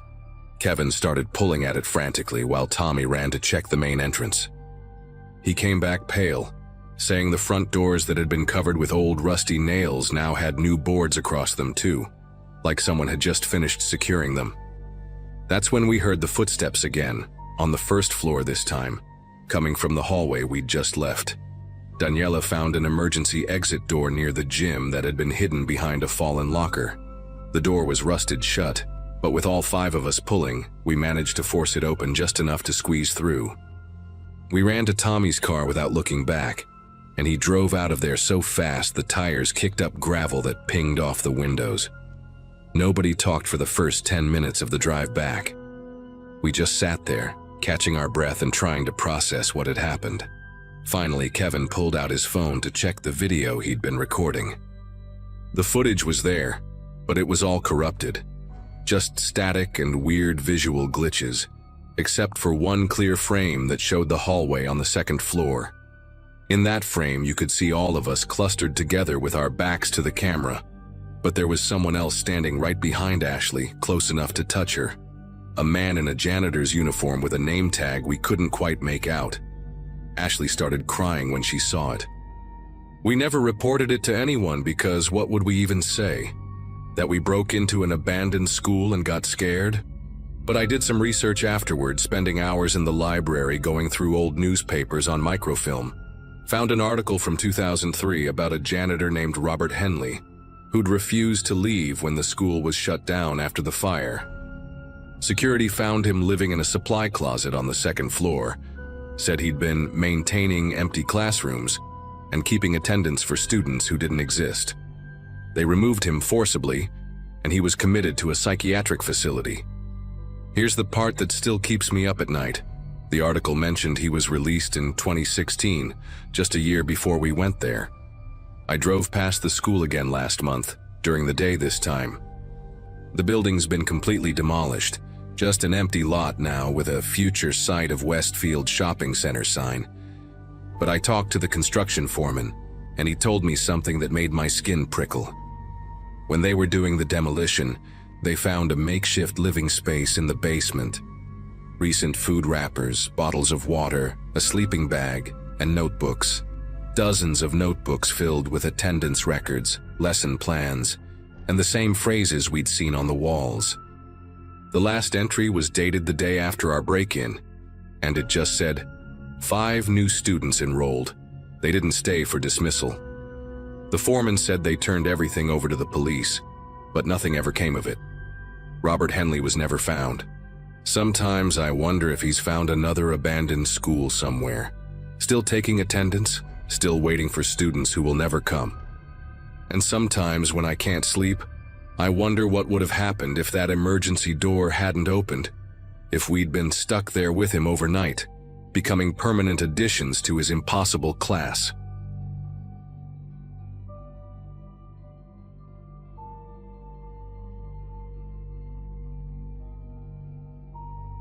I never thought I'd end up writing about this, but it's something that stuck with me for years. Back when I was in high school, a group of us had this routine of sneaking into places we shouldn't have been. There was an old warehouse complex a couple miles outside of town that everyone talked about. Broken windows, graffiti layered on every wall, and rusted doors that screeched whenever the wind pushed through. It wasn't just one building either. There were multiple connected halls, each darker and more cluttered than the last. For us, it was the perfect spot to kill time on weekends, daring each other to explore further than we had before. That night there were 5 of us: Ethan, Mariah, Caleb, Danielle, and me. We brought flashlights and a Bluetooth speaker pretending we weren't creeped out. But the truth is, the place had this heaviness to it. The air smelled like damp concrete and burnt plastic, and there were old pallets stacked in corners that looked like they hadn't been touched in decades. We laughed too loudly just to cover the silence. The kind of laughter that feels forced, where everyone's just trying not to acknowledge how tense it actually is. At one point, we ended up sitting on a ledge overlooking the main floor of the largest hall. The moonlight came in through gaps in the broken roof, casting pale streaks across the dusty ground. That's when Ethan stopped mid-sentence and pointed toward the far end of the warehouse. He swore someone was standing near the wall watching us. According to him, the figure was tall, unmoving, and wearing what looked like a rough mask. Something jagged and handmade, like cardboard or plaster that had been broken and pieced together. He said the eyes were just dark holes, fixed straight on us. None of us saw it. By the time we aimed our flashlights in that direction, there was nothing but shadows stretching between collapsed beams. Caleb laughed first, saying Ethan was just trying to spook us. Danielle joined in, teasing him about watching too many horror movies. Mariah rolled her eyes, and I remember feeling this weird mix of relief and doubt. Ethan kept insisting he hadn't imagined it. His voice cracked in a way that didn't feel like a joke, but the more he tried to explain, the less anyone took him seriously. Eventually, we brushed it off and moved on, blasting music louder, pretending nothing strange had happened. Weeks went by, and the warehouse just became another backdrop to our teenage boredom. Ethan still brought it up sometimes, but the more he mentioned the masked figure, the more the rest of us teased him. I felt guilty about that later, because even though I hadn't seen anything that night, the way he described it had been so specific. He never wavered in the details. Same mask, same spot by the wall, same dead stare. Still, life kept moving. School, part-time jobs, trying to scrape together gas money. The warehouse faded into the background, like so many dumb places we used to hang out. Then came winter, and with it, news that shook everyone. A man had been attacked inside the warehouse complex. It wasn't a rumor. This time it was on the local news with squad cars and caution tape wrapped around the entrances we'd once crawled through. The report said the victim survived, but barely. They hinted at multiple suspects, possibly squatters who'd been living there for months. Hearing that made my chest feel heavy. That word, months, stuck with me. It meant that when we were there laughing and mocking Ethan, people might have actually been inside, hidden in the same dark spaces we treated like an adventure. When I saw Ethan after that, he didn't gloat or say, "I told you so." He just looked tired, like he'd carried that memory around and finally had proof he hadn't been crazy. He told me again what he'd seen. The jagged mask, the way the figure never moved, just stood and stared. Now, knowing people had really been living there, it didn't feel like a ghost story anymore. It felt like a warning we hadn't listened to. And suddenly, all the laughter from that night replayed in my head with a sick edge to it. We had ignored the only person who might have seen the attacker long before anything happened. Police never released many details about who they arrested or what was found inside the warehouses. All we knew was that the squatters had been there for a long time, and the place was finally boarded up after the assault. Every time I drove past, I caught myself glancing at the sealed entrances, wondering how many nights those people had been hiding just a few feet from where we'd been joking around. And worse, wondering if the figure Ethan had described hadn't just been watching, but waiting. The hardest part for me wasn't the news report or the caution tape. It was realizing how blind we'd been. We treated Ethan's fear like entertainment, when in reality, he might have been the only one tuned in to the danger surrounding us. I remember lying awake the night after the story broke, replaying every sound from that warehouse. The clatter of loose metal, the drafts that felt too deliberate, the silences between our nervous laughter. Things that once seemed harmless suddenly felt like clues we had ignored. I tried asking one of the officers outside the warehouse if they'd found masks or anything like that, but he brushed me off, saying he couldn't share details. That answer left me stuck in a loop, because if Ethan truly saw someone with a mask, then maybe that wasn't just a squatter blending in. Maybe it was someone already planning something darker, rehearsing in plain sight. The idea that they could stand still and wait while a group of kids joked only yards away makes my stomach churn even now. Eventually, the warehouse was demolished.